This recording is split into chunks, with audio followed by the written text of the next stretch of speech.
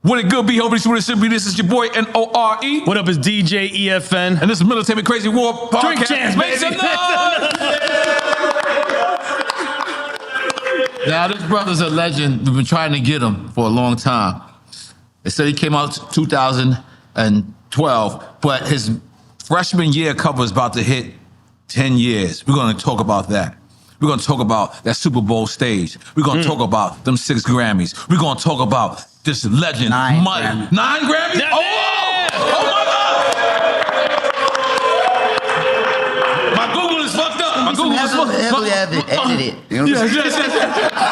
But in case you don't know what the fuck we're talking about, the one, only, and the back. Now, I had my first hip hop name was MC Yahoo with the Balder Bean. And he's your first serious, name he was.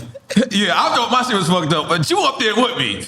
Your shit was Breezy Lovejoy? Yeah. Yo. It's much better name. It's What much was the better one name you than- said? Okay, I'm gonna give you that. But so that was your first name. Yeah, that was my first name. I was like, yeah, this gonna get all the hoes. Breezy Lovejoy. They was already calling me Breezy when I was just a kid. Just 12 years old. Right. And I was a big chubby kid. I was farting all the time. And my brother-in-law was like, I'm gonna call you Breezy. He was from New York, he was from Brooklyn. He was like, I'm gonna call you Breezy. Right. Cause you're false, be crazy. And then when I got into like high school, I was like, I'm gonna add the Lovejoy. Right. Cause that's gonna get the ladies when I started writing music on my first little demo tapes. And that's what I went with for years.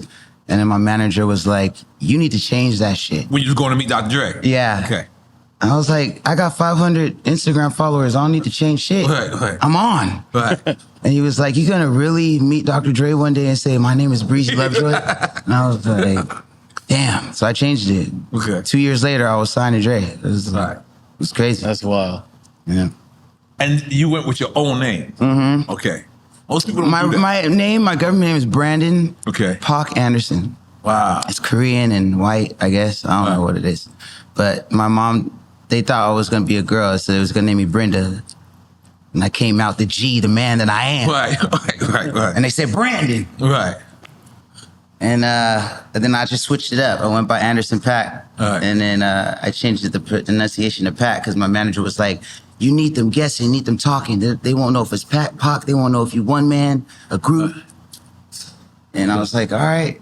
And then just did it, Anderson Paak. And yeah, it took a little bit, like rebranded for a little bit, but it kind of just all aligned. It was perfect timing. After that, I just kept going with it.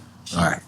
Now, we heard you drinking Casa Zoo. I almost... It's National Tequila Day tomorrow, right? Is it? Really? Let's get it. Let's get a jump on it. I'm going to celebrate. You drinking sake? I'm drinking sake. Yes. You're not going to do tequila? He's like the only person saying it right. Yeah, sake, right? I just came from Shibuya.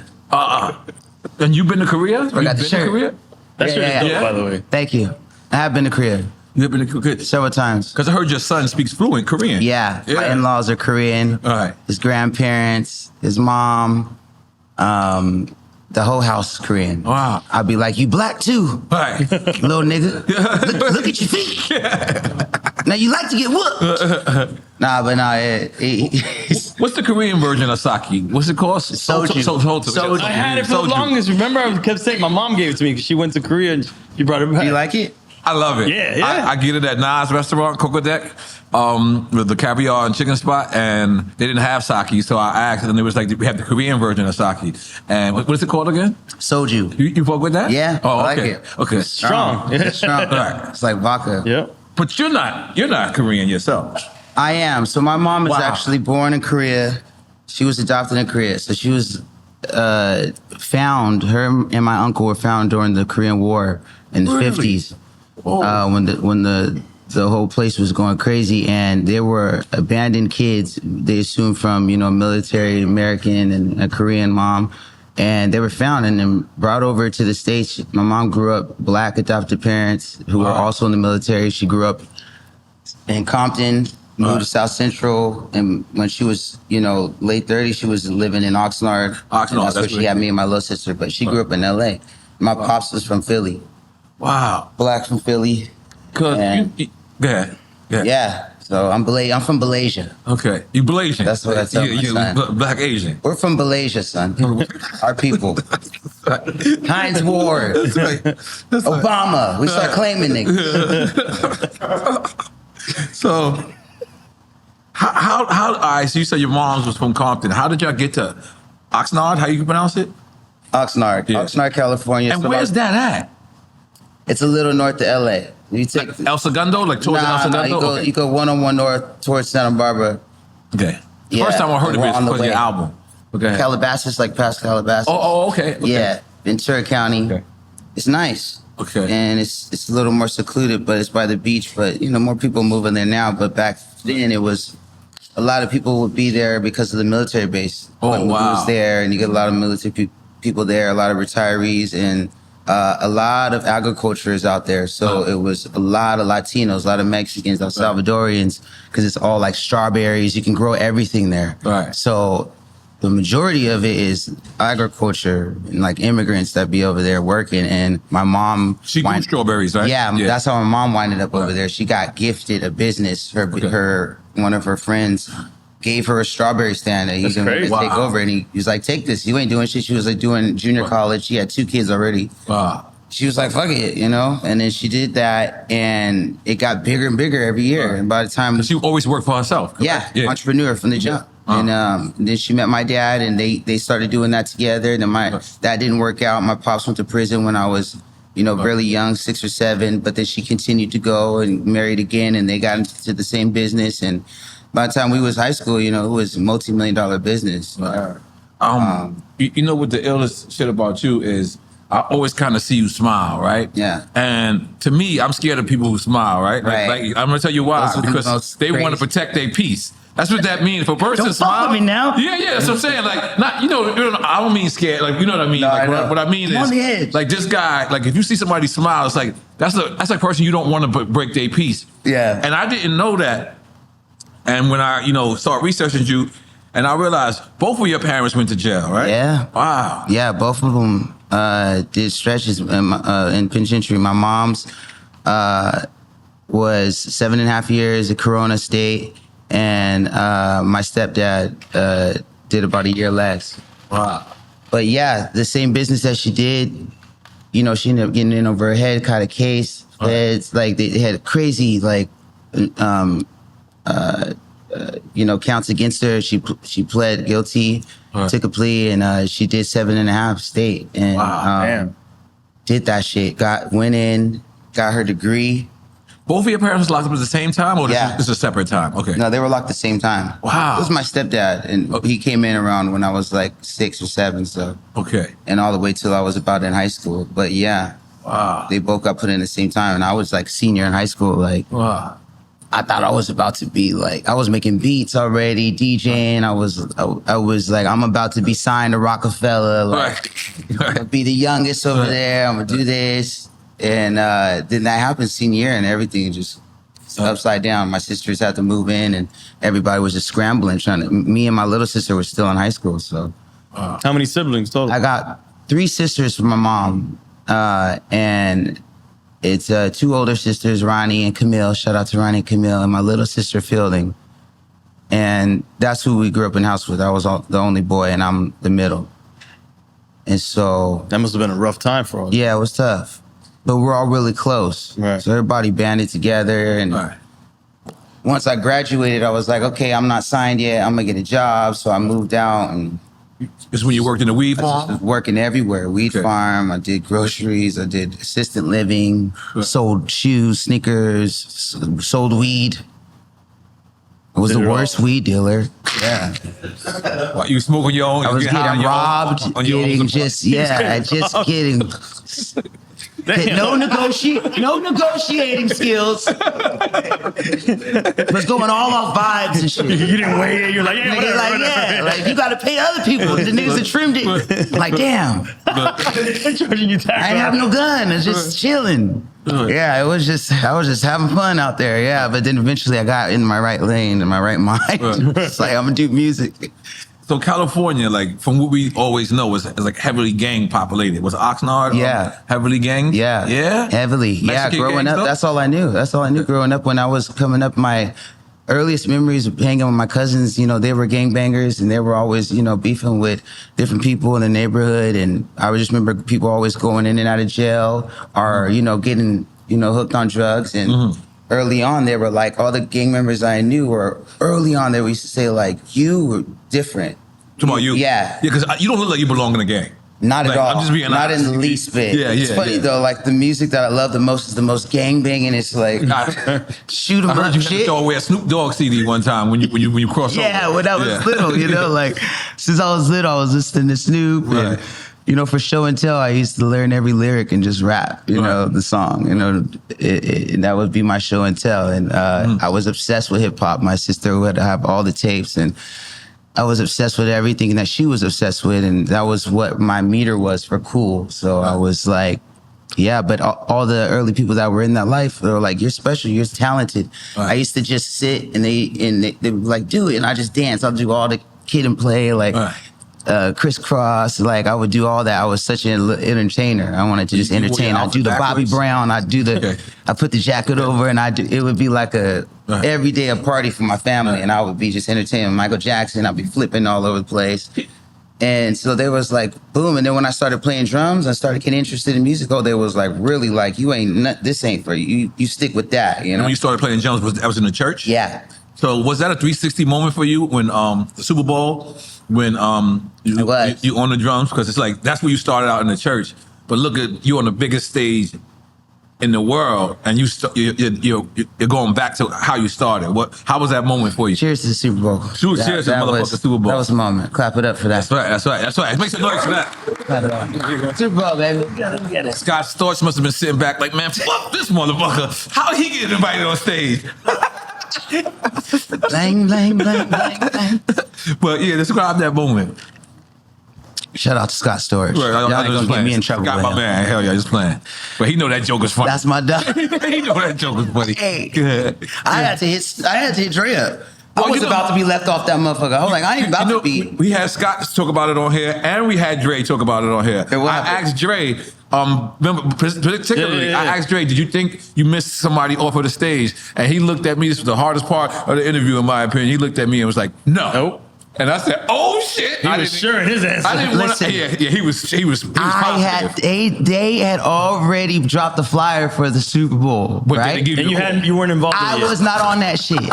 I hit Dre direct. Dre, what the fuck? Let me get on that joint. Let me play drums, something. Let me, you know, I can get in there some way. He said, hey, it's all good. I made my own flyer. I superimposed myself on that shit. You AI This is yourself before on there? AI. Before AI shit.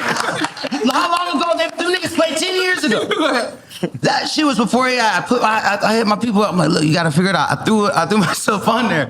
I was like, yo, what's good? Like, he's like, we're gonna find something for you. I was like, bet. I'm putting myself on the flyer. I'm gonna just take a few liberties. I'm gonna just throw myself on there. And I showed it to him. He started cracking up. He was like, make sure they know it's a joke. I was like, that's all good. I'm gonna post it. And I was on that shit. Next thing you know, I was. Way to manifest it, though. It's a forced manifestation. That's what it's not fake it till you make it. It's bring it to fruition. I mean, he had the Make it connection. to He had to Yes. just see it all the way through. Yeah, shout out to Jay, shout out to everybody that was on that So let me stage. ask you That was though, great. when you actually got the call, what was that euphoria like? Hey, P, What? got an idea. Hey, P. It's impersonation. Yeah, impersonation is dead on. What's that? Yo, AP. All right, I'm in. Right. You know, that was pretty much the gist of it. And next thing you know, I'm at rehearsals, Right. and he's like, "I got this idea. You down to play for Marshall? You know, like." And I'm like, "Let's do it. Like, lose yourself." Mm-hmm. Yeah. And the fucked up part was that I was rehearsing for the Silk Sonic shit at the same time. We was rehearsing for Were y'all our tour? residency. Okay, yes. residency. If you went to the LA residency, Okay. that was we were rehearsing for that at the same time, and I feel like we only had like a month to get the show right, and then we did a month straight, and I had to keep telling Bruno, like, I gotta go for Super Bowl rehearsal. I gotta leave early, you know, and stuff. And both of them are just like they're so fixated on having the greatest show, and that's why they do have the greatest show, because they really work at it. Right. And Dre's no exception, and he was getting these rehearsals in, and they put together an amazing show, and I was able to sneak in like really 2 or 3 rehearsals with Dre and them, and they shout out to my boy that was the MD over there. Oh my God, I'm drinking and smoking, but you know, charge it to my heart, not my head. But you know, my boy Adam Blackstone, who put together the show, was incredible in his band, and he took care of me and got me where I was comfortable. I could jump in there and also get back in rehearsal. So when we had to do the Super Bowl, it was insane because right before we go on to the field, you know, we're like on the side of the field, and you know they get like 30 seconds to set up the stage or whatever. Wait, 30 seconds? I mean, something like that. It's Something it's crazy. really fast. Okay. Yeah. And I'm here, and you know, you put your in-ears in, and you can hear everybody talking, and like, it's seconds before we go up, and I hear Snoop go, he go to Dre, "Hey, cuz, is it la-di-da-di-da or da-di-da-di-da?" And Dre goes, "What?" And then 5, 4, 3, 2, 1, boom. Lights off. We got to jump on stage. Oh my God. And I'm playing to lose yourself. You only get one shot. Right. I'm like, dude, do not drop your sticks, bro. Right. This is like the biggest thing. It was just incredible, man. Like the way they orchestrated it, and it went off without a hitch. That was a big moment for sure. Yeah. And everybody was like, I was like, should I smile? You know, when I'm on, but damn, I couldn't help it. And I'm like, I'm gonna be straight faced. And then, as you can see, I had the biggest fucking smile the whole time. Yeah, I tried. I was hyped. So did he say la-di-da-di-da or da-di-da? I blacked out. I don't even know. I think he was la-di-da-di-da. Yeah. But go back to when you get your hands on drums. How was that presented to you in the church? Like how did you get drawn into drums yourself? I started playing drums because I wanted a girlfriend or something, you know? I wanted like girls to, you know, like I was getting into 12, 13 and everybody had a thing. And I thought I was going to be an NBA player. I thought I was going to be like a wrestler, like all these things. Right. And I was, you know, drawing, and I wanted to be in a cartoon. Like I was like, why couldn't life be a cartoon? But I was like, I need to do something. And then I was like, I love music, and I was very percussive. And the drums were the one thing that when I got on, it was like second nature. Like I never had to really overthink it. So that's why I stuck with it. And so It came natural. Yeah. In 6th grade, I started playing in like orchestra band, and it was cool. I was about to quit. But then my step-pops, I came home one day and he had a drum set, and he was playing Prince, and I didn't even know he played drums. And like, I was like, okay, the full drum kit, that might be more my thing. Yeah. Right. And he was just always jamming. He wouldn't let me get on the drum kit for a minute. And then he finally got off, and I hopped on and I started playing. And it was just like, man, a few minutes I was getting it. I had the mechanics, and my mom hopped out of the room and was like, "You're crazy." My mom's a really big critic, you know, and she was like, "You got it." She was dancing and shit. So I was like, okay, yeah, I can make people dance and shit. So I'm gonna keep doing it. And I just kept learning all her records, Earth, Wind & Fire, Frankie Beverly, and Al Green, and you know, We saying learn her George records. Benson. So your Yeah, mom, your she would mom. just, Okay. yeah, Okay. You just play she with would the give me records? she had booklets of CDs. And you would learn how to play it on drums, you're saying? Yeah, drums. Oh, She would like, learn this. I mean, everything. Freddie Jackson, Heavy D, Tony, Wow. like, so much stuff. And then I started, you know, getting older and listening to myself. Then my god sister came through. She's like, "You need to go play at church. That's where all the musicians at. You playing drums? Oh, you're ready. Go. You need to play at church." And we never been to church before that. I was like 12, and my mom grew up in a church house. Her father was a pastor, but she never really made us go to church like that. And so when I was invited by my god sister, it was because the music initially. And when I went, I saw the best music, I saw the best players. And then I was, under people that were reading the word and the best like mentors and stuff. And they were just taking me in. And I got a bunch of kids that are my age that were going to church too. So that became like my little network, my social network. And that was everything. That's where I learned, like, that was like my camp, like every day. I'm a church kid. And to tell you the truth, you could hear the soul in your voice. You could tell that you had to start early in the church. Yeah, that was it. And they didn't let me play shit, like, for years. I was just the drummer? staring at the drums for a long time. Yeah. He was the bench for that? Yeah. Stared, and then you, for communion or offering, you might get a chance to play. Like, come on, little nigga. And you play, you fuck up one time, get off. And they embarrass you for everybody. Just the next guy come in, and that's what it was about. You're playing, I think D'Angelo said this one time, it's not for any form or fashion, it's to glorify God, and you're a vessel. So any little thing, it's like, it's very sacred. So you get the best musicians, and eventually you're able to play more and more, and you get, it's like training, Yeah, the practice hours if you're playing in a church is crazy. And I was there every day of the week down there. It's like Monday youth service and choir rehearsal, and 8 o'clock, 11 o'clock, then we travel. Shout out to Dries Mitchell. I was me and an organist, and that was how I grew up playing for years, all the way until I was in my late 20s, till I couldn't do it anymore. That was how I got paid every week. When I didn't have a job, I could always play at the church. I was literally feeding my kid with that. Like, it was my everything for sure. So did you ever find out from Boosie Collins what the Silk Sonic really mean? Or we just riding with this? You gotta ask Bruno. It was Bruno who... Yeah. Okay. All right. And it was like... It's true, he named Silk Sonic. Yeah, like they came together. But I think, Bootsy solidified it. You know what I'm saying? Like, he really, like, put a stamp on it. And we couldn't do nothing without his blessing first. All right. But, B is, like, such a mastermind, man. He's really a visionary and a perfectionist, and is a dude that is cut from the same cloth. Another musician, knows about playing in church, knows about showbiz from an early on point, playing when he was like imitating Elvis in a full family band since he was like 6, 7, like that's some shit right there. So he comes from a different side of it. So he knows, I don't know, he's just really good with not only constructing these songs and putting in the work to make it happen, but also how is it going to look? Right. How are we going to position it? Right. What suits? What kind of choreo? Like, now let's really drive it home. Let's show them how to dance to it. Like, let's, so this is a whole other part that I learned a lot from, in that process with Silk Sonic. And we didn't have shit else to do. It was COVID. COVID, yeah. There's nothing else to do, so that's probably why it was perfect, and that's it looked fun. How you can ever get that back. In a time where things weren't fun, like it looked fun. Yeah, we were having so much fun. Some days we just pull up, not a single bit of work would get done, and we're just laughing, talking shit, and next day we try to do something, because this day we just laughed all fucking day.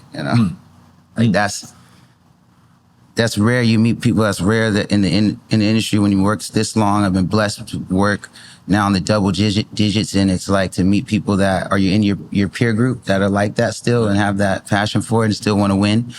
It's refreshing, and it's like something you cherish. Now let's talk about, you just used the word perfection, right? One of the people that is known for perfection is Dr. Dre. Like, I've heard Dr. Dre made people come to the studio. Have you worked with him? Yes, I have. But I worked with him early on in 1997. I told him that he didn't even remember. That's how dope his life is. He was like, word. I mean, he remembers the track. He don't remember the session. This was it was a track called "I'm Leaving" on the Firm album. I was just saying, yeah. So I'm asking you, has it ever been frustrated, or you always respect the process? Because I heard like perfection. I heard he had people come back 10 times to get one. I heard you guys right. battle perfection. Yeah, I think it's it's about the growth. I think when I started with him, 2015, I was just really excited to be in there with him, Right. man. Like, I couldn't tell you how crazy the energy is to where someone that grows up in Southern California, grows up Right. where I come from, and to actually make it to Dre, that was like insane. making it to the top of the top. That's like that's the top. And maybe, honestly, that might be a universal thing. Like, even though I come from the West Coast, I know there's dudes from New York that feel that way, feel anywhere, all over the world that... Quincy Jones of hip-hop. Yeah, of everything. So, arguably the best producer, Yeah. one of the most legendary groups. You know what I mean? right. So, to be in the studio, let alone be signed by him, like... Right. I'm telling you, I never in my wildest dreams. So when I was just getting in the studio with him, when he was working on Compton, he was inviting me over, man. That was just... That's the first time you worked together. Yeah. On Compton album, right? Yeah, it really put a battery in my back. It gave me a gusto that I needed. Because before that, I didn't think I was going to get to meet him. I didn't think I was going to get to work with him. Right. Coming up as a writer in LA, you always got hit up to do detox sessions and work on stuff that, the might or may or not come out. And may never make it. it was just always a thing. And so when I almost missed the opportunity to work with him because I, was thinking that, that already came and went, and was such an idiot that I almost like, that was that close to letting the opportunity go because I was thinking like, nah, he ain't gonna be at the studio. I'm got my own thing going. I don't need to go and work on this. Wow. Yeah, Wow. at the time, Right. and my manager was like, "Are you an This is when you idiot?" had the 500 followers. Yeah. Okay, all right, cool. 1,500. Yeah, 1,500, 1,500. I was spiking up. Okay, all right, cool. I could spike it He up. done doubled up that. But no, I was just like, nah. And then he was like, dude, you go, bro. Like, just Right. go, And then I went and it was like, wow. Right there, first two people I meet, Dre and DOC. Because did you have a record out and they didn't play it for I him yet? did have a record. It was bubbling. It was like, floating around. I had a single out. I don't even know if it was officially out or what, but I think it was out, actually. I had a record out through Stone's Throw through another group called N.O.R.E. Shout out wow. to my brother. And you had to Knowledge. play it for him. You were nervous as shit. And I got invited, Yeah. and he was there. And so I went into the studio. I was working with, he was working on a project called Compton, and he was working with these two writers, Mez, who is my dog to this day, and JT. Incredible writers. And they were like going crazy. They were playing me the music that they were working on for Dre, and it was incredible. And they were like, yo, we love your song Suede. And that was the song I had bubbling. Oh, wow. And that's the song I had, and it was a single. And he was like, we love this, and we want to play it for Dre. Right. And I was And like, Dre Dre ain't next heard to it him? yet. Oh, Yeah. yeah, And I was wow. like, well, let's make some new shit, let's get them excited about something else, in case you don't like it. Right. And they're like, nah, fuck that. We bringing them in here. We brought them in. We was like, what the fuck was that? It's one of those. Right. Anytime you get the 2 thumbs up, Right. you did something crazy right. And he just wouldn't stop playing it. And it was just like, wow. And he just cranked it up. And after like 3 or 4 times playing it, he's like, let's do something new. Right. And we must have made like 3 or 4 records that night, all in the day's work we did that night. Same night that you yeah. met him? Oh, we did wow. a bunch of shit. And then it came back the next day, did more and more, and just like kept working. We kept working on, the first track and building it and trying different ways he wanted to do it. They're playing with the production. And then I just kept coming. Some days I would go, I wouldn't do anything. I just watch, and other writers would come in, other artists would come in and record, and I would just shoot the shit with the producers. And then some days I'd do like 3 or 4 jams, like crazy stuff. And, next thing you know, I wake up and the album's out, and Compton's out. It's on iTunes, and I'm on like 5 records, and then it updates, and I'm on 6 records. Then they was calling me 6-pack track. Right. And nothing was ever the same. Right. Nah, it was crazy, bro. Yeah. How dope does that feel? Because it's also been rumored that Dre will make a whole album with somebody. You never know if it'll come And you out. never know But if it that comes was out. he actually put it out, and I didn't have an album out really yet. I had my first album out, Venice, and I had the single out. But then, boom, Compton came out, and I didn't even have my album out. I was like, shit, I need something to go off with. I heard him and LL did a whole album, and no one would never A bunch hear of this. people did stuff with him. Like what I'm saying, like It's LL. Like, No, didn't Rakim LL, too? Dr. Dre. Didn't Yeah, Rakim- Rakim, that's right. But Rakim was signed to the label. Yeah. So when it actually comes out, are you like, fuck yeah, I made it? Like, Yeah, I'm different. I'm different off rip because I think that was the beauty of it. It's You like call your ex-girl and be like, hey, bitch. they was calling me. Yeah, They I'm was sure. calling What me. was that shit? What was that I had a change? lot to deal with that at the time. And I was married. I always had my oldest, Okay. was getting older, and I was like, yes, perfect. Like, thank God, like something's happening, like, man. And I wasn't signed. I was boom. That's what's crazy he about put it. it out. Surprise drop. Had the movie. He had the motion. Right. And Nuts. was like, nah, check him out. When he had the motion, I was like, wow. And I couldn't buy a deal before that. Right. We So- was going everywhere. Wow. So let me ask you, did you stick with Aftermath because Yeah. you felt loyal? Yeah. You felt like you deserved, like this guy really gave you a shot. Like, Absolutely, Right. absolutely. Because he put his cards forward. Right. And I feel like he put himself out there and kind of showed. Gave Right. it that cosign when a cosign really meant something. Right. Right. Like that's what he did for me, and before anybody else. So Right. now I felt like now you're gonna go sign to somebody else now after he didn't the dude with the motion did that, and it also I wasn't signing, so I got to really figure out that choice for myself, and it was dope because I had another deal with Stone's Throw under a different group. That's what I was about to ask. So I could always do N.O.R.E stuff, which is Okay. the reason how he found me. So I Okay. could always have that has nothing to do with anybody but me Right. and my brother, and in Stone's Throw, and then I could do Anderson .Paak for whoever I wanted to do it with. And I was like, wow, that's the epitome of what I always wanted. Like, Did any other label offer you as a solo? nobody had no offers on table until after Dre Okay. So the album came out. Then I got all these all these meetings. You were it at that point, right? And what was dope is now I had other producers. He said all these meetings. All these meetings. I know exactly what All you these, said. everybody want to circle back. Yeah, But that felt good, didn't it? Did. I'm pulling up. yeah. I'm ordering shit. Right. Before we talk. Yeah, sushi. Yeah, make sushi for him and her. Yeah, so it was dope. But now what was really cool is I had all these because I had a halfway done album. Malibu at the time was about halfway done, and I started reaching out now to these other producers that I've been wanting to work with: Madlib, Ninth Wonder, Right. High Tech, and started finishing up the rest of the album. DJ Khalil, and it gave it the texture that it needed to finish up the rest of the album. And I got to do that, and I wasn't signed. And then when I came with the album, Dre was like, I want to do a brand new album with you. So I was like, all right, well, I got Malibu.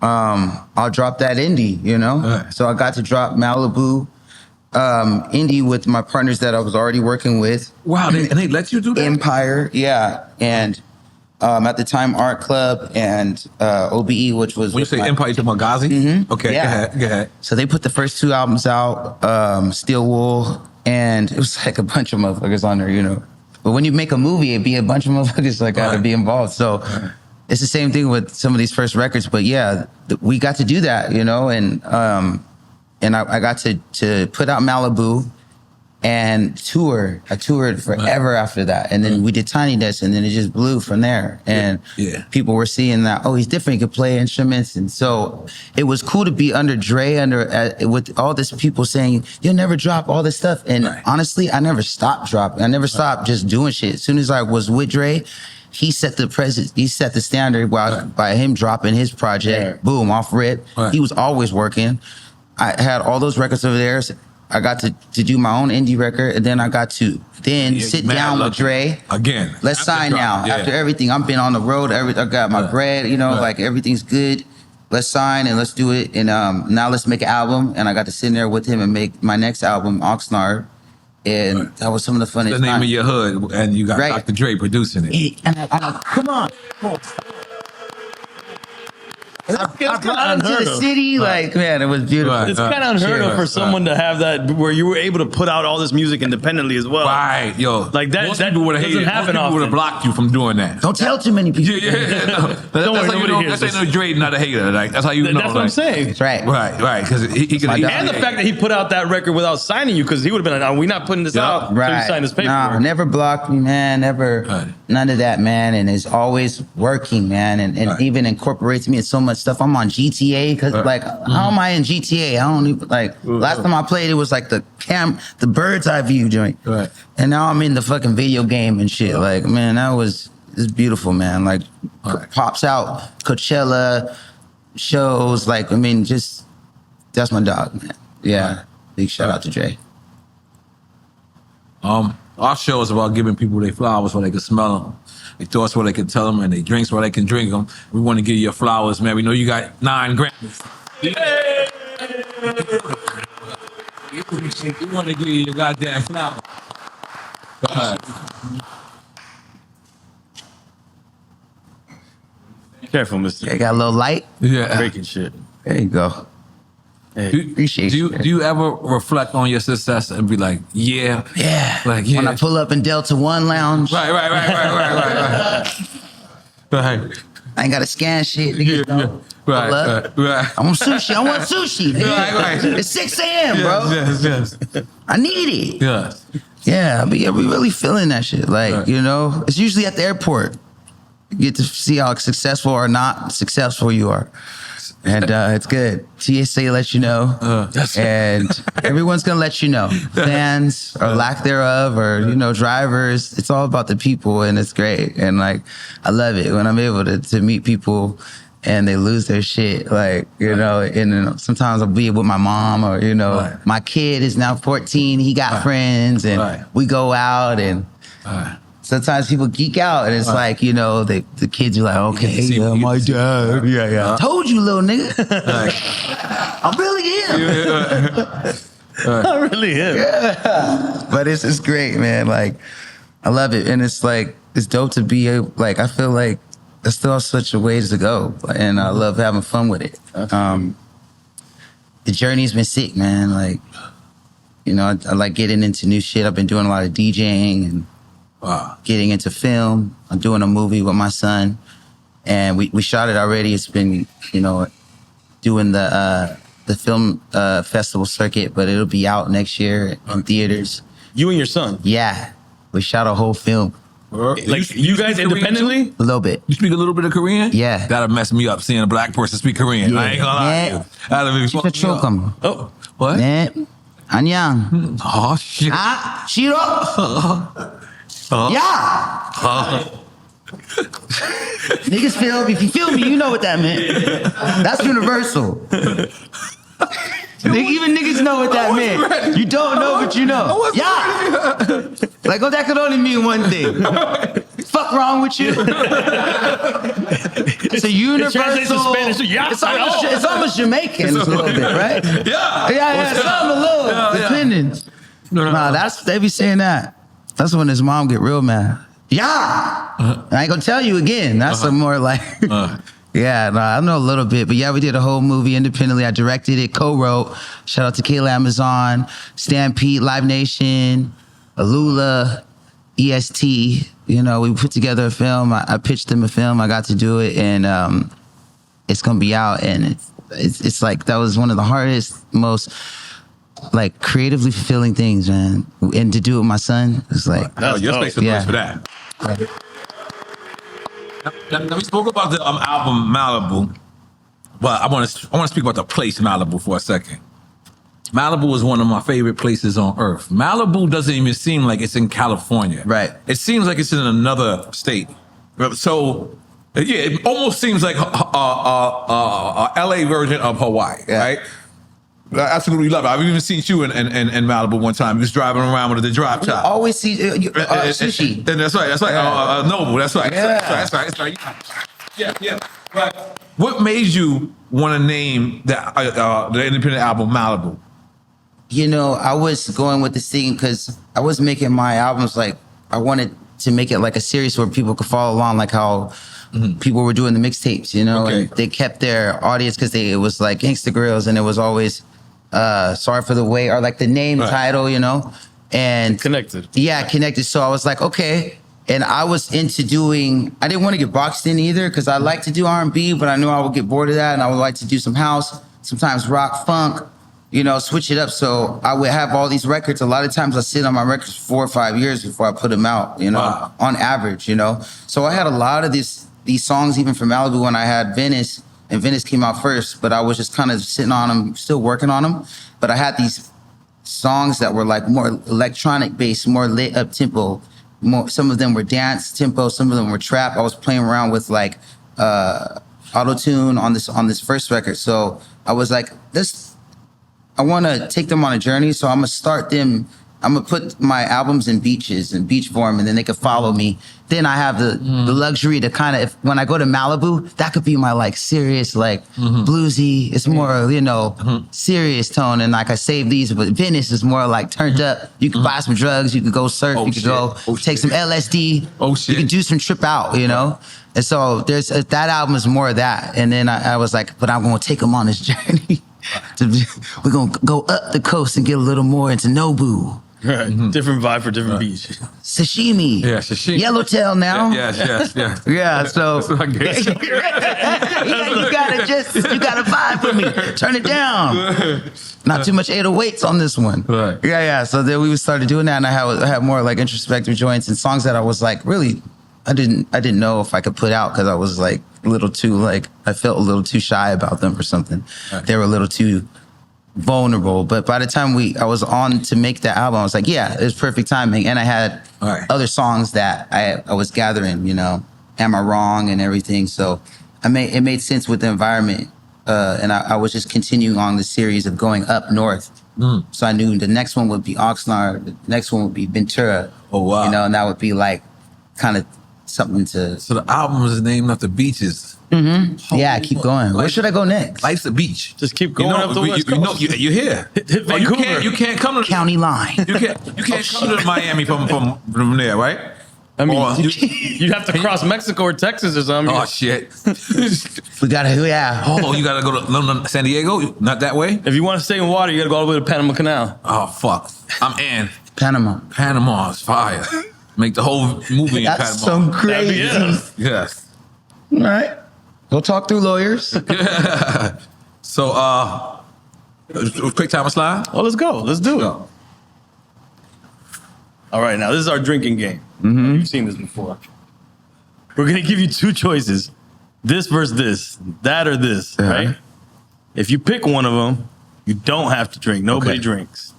So if you decide the politically correct answer, you say both or neither of the two, then we drink. Okay. Yeah. But we really So just there's a want, no comment one. Yeah. And you if you have any stories about this is really about bringing up stories about the people and places we're talking about. If you know them, if you don't know It's them. not about dissing Everyone's got anybody. their drinks ready? Yes. Yeah. I'm gonna Can take shots. Two more. Let's Ready? refill.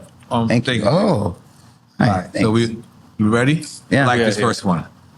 Dr. Dre or Quincy Jones? And it's whatever criteria to you. Yeah, whatever criteria. If someone made better macaroni and cheese one day, that's why you like them more. Right. Dr. Dre. Okay. That's I just never got to work with Quincy, and Right. I've always adored and worship Quincy. Right. Never got to work Rest with in him. peace. Yeah. Rest in peace to the That icon, the would've been legend. dope. That's Right. No, you guys Quincy would've together. made That would have been a amazing dope work. work. Yeah, and also this trajectory of the life that I would like to live is just how that went down as an artist and the people that he got to touch and work with, and The array of artists and genres that he and to touched. live that long, and then his kids, and then Right. everything. Like, wow, like that's what who wouldn't want that kind of Yeah. life? And so, bless up, Oh, so you taking a shot? yeah. Take a shot Let's for it. take it. Yeah, Let's take a shot for it's it. really both. Uh-huh. Shout out to Dre. Tupac or Nipsey Hussle? Dang. Nah, we just gotta take a shot. Take a shot. All right, I respect All right. that. Shot Yeah. Paak. Cheers. Snoop Dogg or the Game? We're gonna go Snoop Dogg because, first of all, that is who taught us all, and one of the biggest inspirations. Period. We're gonna also take a shot too, because Right. don't kill me, Game. That's my dog too. But Snoop is that's our superhero. Like I that's see Game in Malibu a lot too. yeah. We're gonna have to say it. Yeah. So you say Snoop too, right? He said Game. He said Snoop too. This is young. This is So young game. we all agree with Snoop. So we all Okay, good. take it up with N.O.R.E. No. And that, N.O.R.E. said This is Snoop. yours. No, this is yours. Yeah. Stevie Wonder or Marvin Gaye? Ooh. Oh, Stevie Wonder. I gotta say Stevie for Did me. you see where Stevie got on the stage and he front like that he could see? he would know he addressed it like. He addressed it, right? I'm tired of y'all niggas, bro. I think we Yeah, started. like stop with all that shit. We've and I so do, many stories. and I do got hands for all of y'all still. You know I what it throw them was? shit. Shaq came on the show, and we was like, "Yo, do you think Stevie Wonder could see?" And he said that Stevie Wonder, he said they lived in the same building at one time. I swear to God, you can pull this up. And he said that Stevie, he got in the elevator, and the button was already pressed. Like Stevie used to go to his floor, and then he said, "What's up, Big Diesel?" Like as he walked in. Now, it's not that far fetched. It's not that far fetched because they say people who can't see, Their can senses see, are heightened. so like obviously, you know. But who said it? Was it George Clinton or was it the Isley Brothers? It was that said Isley he crossed Brothers. the, he The crossed the Isley street, a Brothers busy said street. They seen him crossing the street. It's all on By this show. himself. It's all on this show. His So, senses are heightened. Yes, I mean, crossing a busy street by yourself. Yeah, he can hear that shit before it comes. You seen The Matrix? It's all. Hold up, they nigga. described it like it was a highway. I was like, wait a Get to minute. clicking that shit Sing one more that shit to time. stop. Oh, Yeah. And plus, people won't stop. You see Stevie crossing the road, you thinking what are you gonna do? Cut him off. That's a good point. That's Yeah, niggas gonna ease up. Yeah, who the fuck gonna do it? He clearing shit. Yeah. that's Fuck, real shit. That's a fuck good around point. and That's a good point. That's a great point. Tired of screeching, bro. I never thought of that one. 21 Savage or Kodak Black? Let's do, yeah, that's tough. Both. Okay. But yeah, he's from Florida, right? Mm-hmm. Yeah. Man, he got some Pomino. cuts, man. He's a soulful dude. Mary J. Blige or Mariah? Mariah. And I'll drink to that.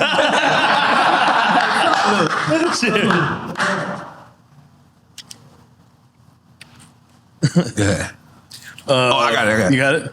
MJ or Prince? And if you got any stories, please. Please. I wish I could say I've met Either. one of them or either, but no, I never got to meet them.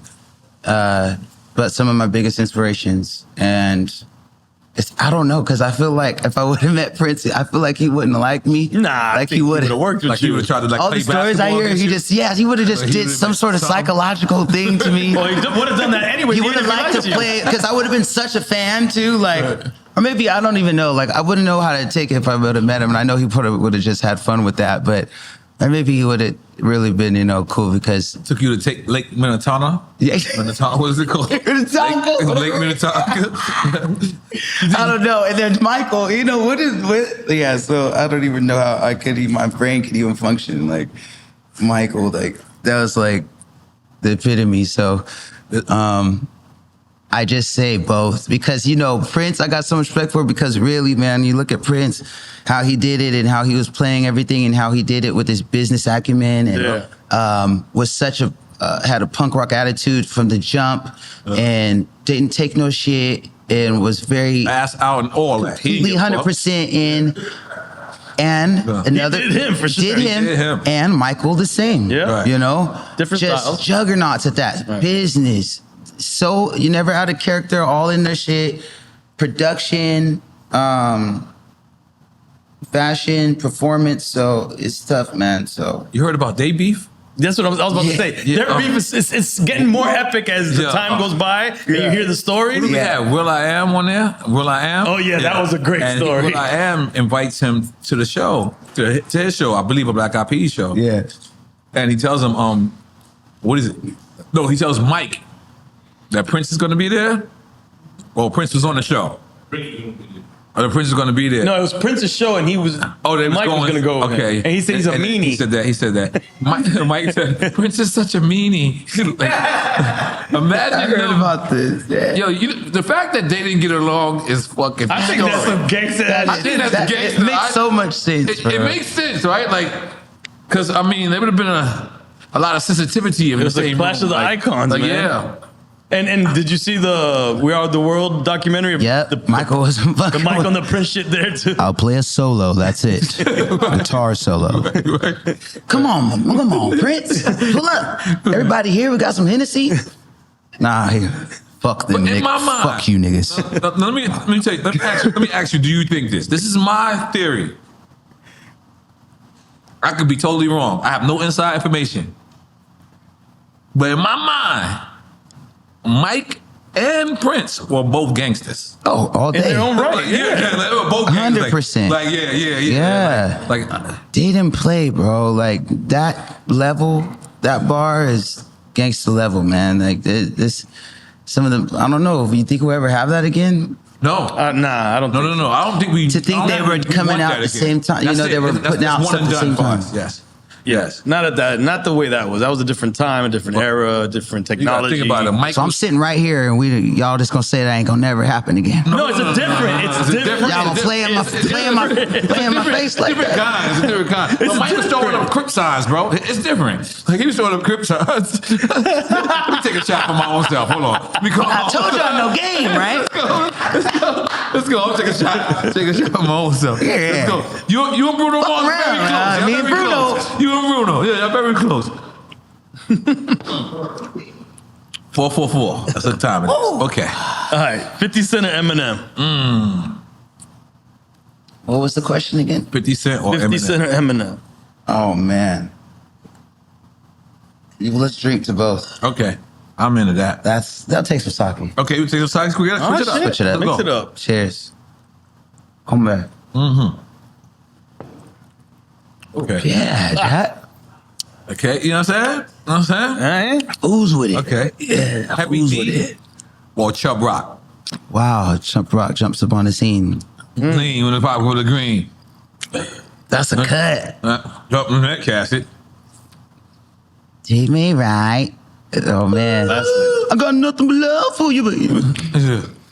Yeah. Mr. Lee. Look what Mr. Lee sends us right now. What's this? Yo, yeah, Michael he was Jackson told him to really, he quit. was He was really tripping. tapped He was in. tripping. He was really tapped in. That's how you know he was cool. Yeah, we gotta watch out because AI's gonna go crazy with this type of shit. Yeah, but They're gonna have Mike running fades with people like. Yeah. but when we had DJ Quick up here, he was like, "Nah, man, he wasn't throwing up blood friendly shit." And I was just like, "Holy shit!" Like DJ Quick didn't like that.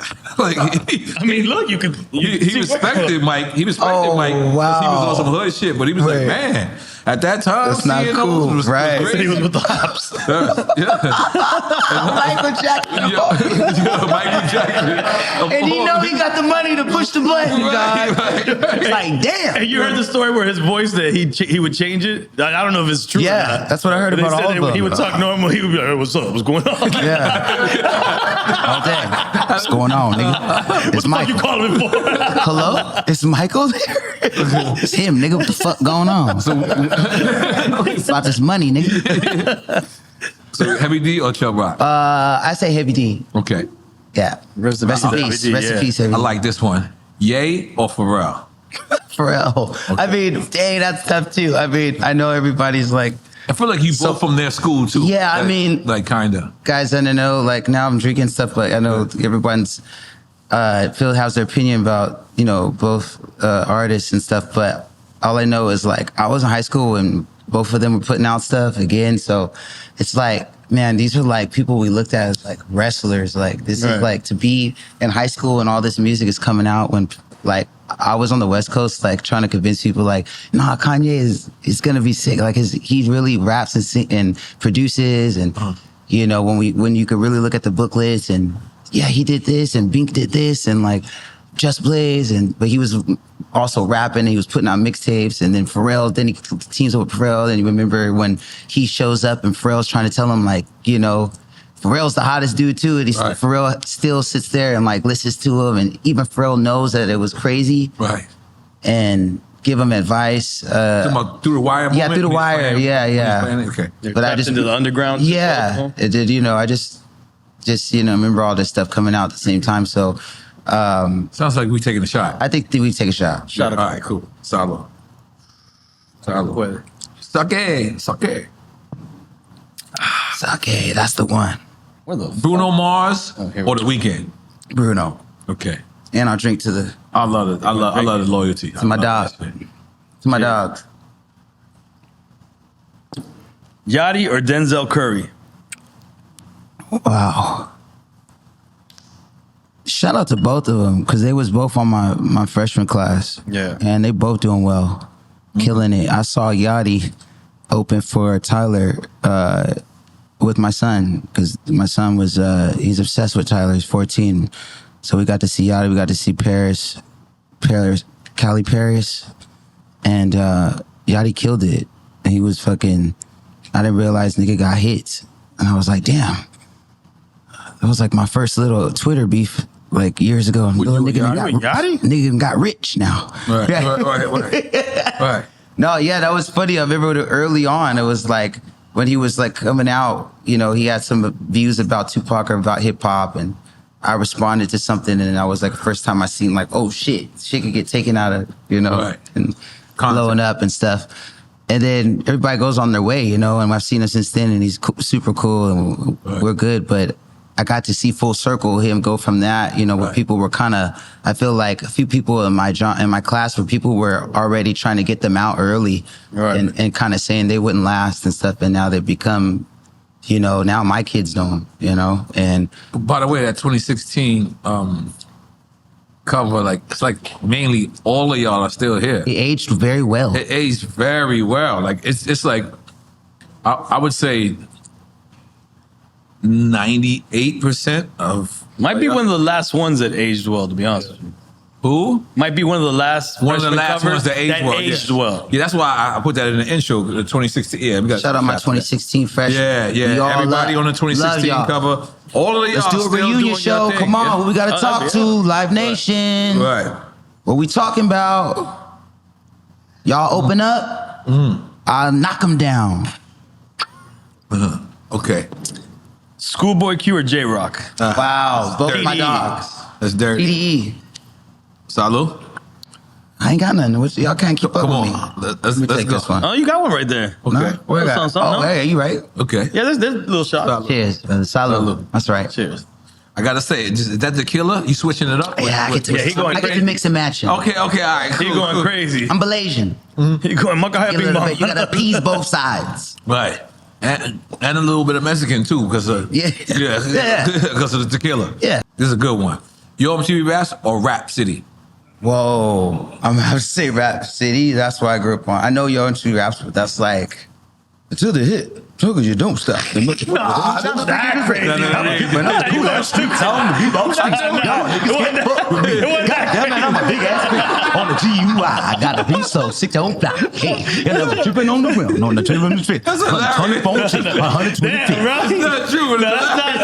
It's always 125th or like some number. They never tripping out the bitch so sad. I get to looking at the cricket face. That's a good impression of it too. You got to do assessment of the city. Holy shit. Tell a story about that the poor. Yeah. Those are the times. Jack, don't make it like that. All right. So I'm gonna have to say Rap City, Okay. the Big Tigger and the freestyles.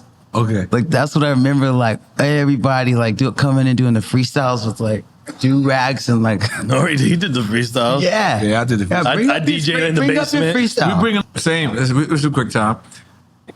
Because you do be rapping, but what do you like more, rapping or singing? If you say both, we drinking.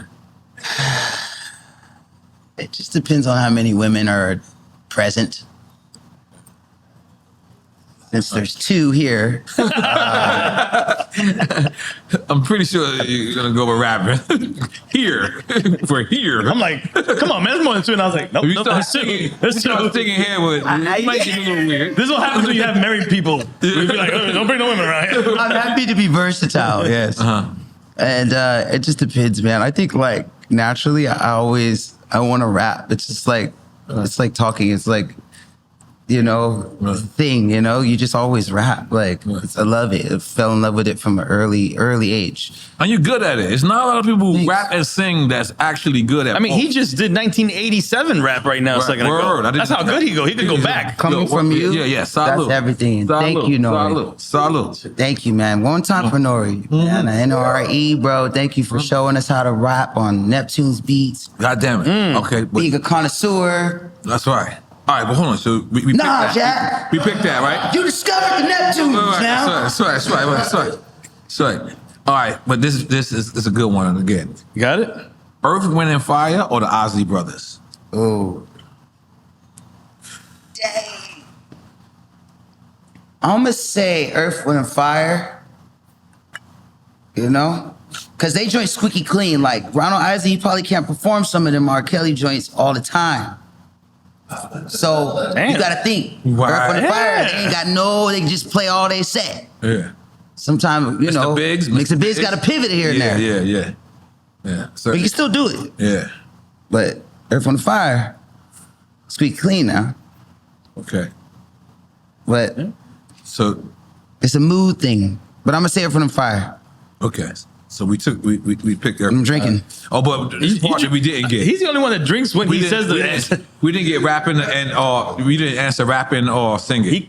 You said depending on how many. Yeah, so which one? Yeah, but period, overall. Let's make sure that let's Both? Both. Equally Okay. the same? Yeah. All right, I like that then. All right. So we taking a shot for that? Sure. Let's Okay, take a yeah. shot. Why not? Okay. I like this one. Lionel Richie? Okay. Smokey Robinson. Smoke Dog. Yo, you got records for Smokey Robinson. Yeah. How does that happen, bro? Dog. How the fuck do you get in contact with Smokey Robinson? Exactly. Do you text a fireplace? Because that's what I feel like that's where Smokey Send a Robinson little- got to be at. I don't What'd you say? a fireplace. Text Like I a feel like he live in a fireplace. I'm sorry. He got the forever backdrop. Of the A fireplace. He's that guy. Yeah. Little pipe. Yeah. So how do you get in contact That with was, Smokey Robinson? man, we reached out. That was the Dre card. I was like, yo, Dre, reach out, you know. I had all hands on deck. My manager, Adrian Miller, at the time, he was like, yeah, I had a song that we was working on. I was like, we should get Smokey for this. And Adrian hit him up, and he was there. And he was like, man, my daughter loves you. And I was like, okay, hell yeah. And he was like, let me hear the song. And I get in there. I play him the song. He's like, just cut it off. See, you got to make love to them with your words, baby. Like, you're not doing it right. And so he was like, just print me a CDR, one instrumental, one without the lyrics, and I'm going to come back, I'm going to fix it. And then he came back and he changed the words, but he kept the melody. And we had like all this raunchy shit, and he just cleaned it all up. Yeah. And kept the same melody, and then we cut it, and How dope that is was that? a Let's make some gold noise. record. Yeah. That's legendary. Jesus. Is there any plans to try to work with Lionel Richie? I would love to work with Lionel Richie. Lionel, let's do an album. Let me produce it. I got a great team. Let's do it. I know you got a huge budget. Let's do Mexico. What is we talking about? The more we talk about it, let's make it happen, Lionel. Fools with me. Yeah. I see Lionel Richie. What's that restaurant downstairs from Soho House? The Soho House in Malibu. The Soho House downtown. I'm not sure. Roscoe's? No. What is that shit called? No, not. It wasn't. I forget. People gonna fry me for this, but anyway, I seen Lionel Richie, and so I came there the night before, and the lady was like, "N.O.R.E, I have 2 tables open right now." So I said, "Okay." She said, "One next to Lionel Richie, and one where you sat last night. So which table do you want?" Like, let me next to the one And I walked in and I called my mom. This is how much it was legendary for me to meet Lionel Richie. I called my mom and I was like, "Mom, are you a Lionel Richie fan?" And my mother's voice, she was just like, "Oh, baby." So once she said that, I said, "I'm going to get a Lionel Richie picture." You did it. So I stood there. I had the big chain on. So I pulled the big chain out just so I know. This is a And his photo people op. was like, "Yo, that's N.O.R.E. So he said hi. I sent him a bottle of wine. I'll never forget this. Rest in peace, Hovain. Hovain was with me. Sent him a bottle of wine. He ordered the most expensive bottle on the menu, but I already had committed. I was like, "I'm in," and he took like 4 sips of that shit and left it. And as he left, I went and got that wine. Yeah. I went and got back my bottle. He didn't give a fuck. But that was legendary for me. Me and motherfucking Lionel Richie. Yeah. Yes. Okay. Okay. Oh, no, okay, you get this one. Go ahead. I'm not even open. Okay. Janae Aiko or Alicia Keys? Wow. Shout out to both. Janae, I've known for years. We used to have the same manager. Shout out to Taz. Love Janae. Love Alicia. I haven't worked really with Alicia, but I got to work with Janae a couple times. We haven't put anything out, but we worked. And, you know, Janae, that's West Coast, you know? So I feel like you're gonna certain, but it's tough because I could hear you and Alicia Keys. Alicia Keys, crazy. you know, real musician. Like, again, I remember where I was when I first heard her, too. Whew. You know, I think she kind of paved the way, too. So I'm going to say Alicia, because shout out to the people that paved the way, right? Okay. You technically don't got to take a shot, but I'm with you. I know, he's like, I'm going to answer and a shot. I'm not going to answer and a shot. Yeah. And that's my boy, Swiss. Thank you. All right, cool. I'm taking a shot. All right. Al Green or Curtis Mayfield? Wow. Y'all crazy, man. Both. So now we got to Y'all take the catch shot. up. Yeah. What you mean catch up? We've been drinking. With you. I thought this was Drink Champ. Yes, it is. Good. Cheers. Oh, man. Okay, I love this one. No, wait, we got to take our Been shot. on shit. Now he don't want to take a shot when he was About to supposed to have take the a monster. shot. There you go. Cheers. Usher or Chris Brown? The finger. Look, again, this is a good one. Insanity. This is insufferable. But again, like, okay, this is what it is. Like, you gotta give it to Usher just because where it starts, you know? Like, again, the blueprint, you know? You got to work with all the greats too. Amazing songs, and to be able to still be doing it, be relevant now at his age and still doing it at a high level. High level. Yeah. Very high level. Both of them doing it at high levels.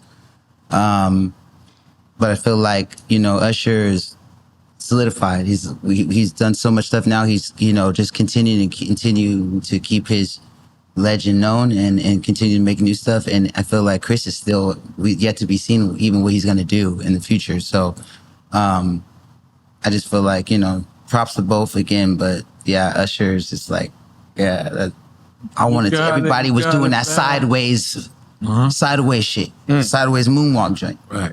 You know? Yep. Okay. Take a shoe off, the nigga was, you know, All that. gliding. All right. And he's singing the niggas bitches right now to this day. Feeding cherries and shit. I don't even understand he how wildin' is this a out. part of our life. Yeah. Why I gotta see wildin' that out. every time I open up? It's a bitch eating cherries. Yeah. If you bring your girl there. Never. Okay. We go to Cirque du Soleil. We gonna go to fucking anything. Just not to an Usher show. I mean, it look a little crazy. It is We go to crazy. some other shit. Your girl in front of you going like that. Nah. Trying to tie the knot. Yo, hold on. And Usher like this. And you just holding the Birkin. Like, what is your whole life? Just You just holding the Birkin. what is you thinking? Yeah, I ain't gonna lie. Ain't no way. I lost a lot of respect for a couple of views. I was like, wait a minute. Yeah. You just gonna let that and do That's this? love. I'm not sure. No, I don't know what that is. And didn't he break up a whole like He relationship? just went on a warpath. Didn't Nah, he? I don't know. Is it really what's his her name? fault? It's We're not all his adults. fault. It's not his fault. Yeah. She the homegirl. Everyone has a choice to make. in this. Homegirl. Come on, you know her name? Who's the homegirl? What is your thoughts on Come on, what's it? Is her it name? his fault? Kiki Palmer, yeah. It look like homeboy, we threw his whole relationship after that. He like, man, you done had the dong out. You done had, and you got roses and strawberries stuffed in your mouth. No. Like, and he doing it smooth too, like. He not like throwing, like he not taking a foul shot, like you know what I'm saying? With the fur coat on. He not taking a 3-pointer. He coming in for the layup. Yeah. He like this with the layup, like this. Yeah. I mean, honest man, shit. We ain't going to no Usher concert. Yeah, anything with that. Okay, I respect that, man. The source or double XL? Okay. Oh, the source or double XL? Damn. That's tough. I say the source, yeah. Really? 5 mics, yeah. Damn. Give me 5 mics. Damn, you never got 5 mics. I don't know if they were doing it still. Nah, I love your Honorary 5 passion. mics? Yeah, Yeah. you want to go back to it? I think they should get an honorary 5 mics. Yeah, go back and get Should do retro honor mics. Yeah. Yes. Don't Yeah. get no, but I like remember that. that was it. Where the source and like all those iconic covers. Yeah, that was just missed it. But I'm probably on a digital cover somewhere. For sure. Yeah. And that's dope too, man. But that's the culture, man. That's where I grew up, collecting and taking all those, like, putting them on my wall. Did you buy any of the fake jewelry from the back of the stores? I didn't do He said fake he's from jewelry. the tail end of it. Yeah, but I didn't order stuff. Nah, but I didn't do the fake jewelry because I was they would do Wu-Tang pieces, like just the Yeah. Nas pieces, shit like that. I bought my first turntables from the back of the source. Was that the bootleg section? No, they had a DJ starter kit. Oh, And it was affordable. It was we got to do the podcast. 2 Geminis and a Scratch Master. You gotta do that right now. I'm very frugal with jewelry. I'm very cheap. A lot of my jewelry's been given to me. Okay. I just, buy me jewelry for my birthday. You're gonna see it. I appreciate it, Right. and I wear it. Right. I think we should make some noise for that. Yeah. Okay, this is the last one, then we're gonna jump in back into the. And you got to take a shot for whatever you say. Yeah. Yeah. Jesus. I mean, he's been taking shots anyway. You've been persuading the witness. What you say? You say, don't lead the witness. Don't lead the witness. He's been doing it this whole while. He likes that you drink every shot. He likes that. Loyalty or respect? Whoa. Yo, both for sure. That's the Thank right you. answer. That's the right I mean, answer. that's the answer that is that we right. think is Yeah. correct. Yes. Salute. Now, you won 9 motherfucking Grammys. Yo, right? What the fuck does that shit feel? Does it get old? Like when you have 1 and you have 2 and you have 3, you have 4. Nah, it doesn't. Blessings with me is I've gotten to do it with all kinds of different acts, across 3 different acts, from Anderson .Paak, myself, to then doing it with Silk Sonic, and then most recently with No.E.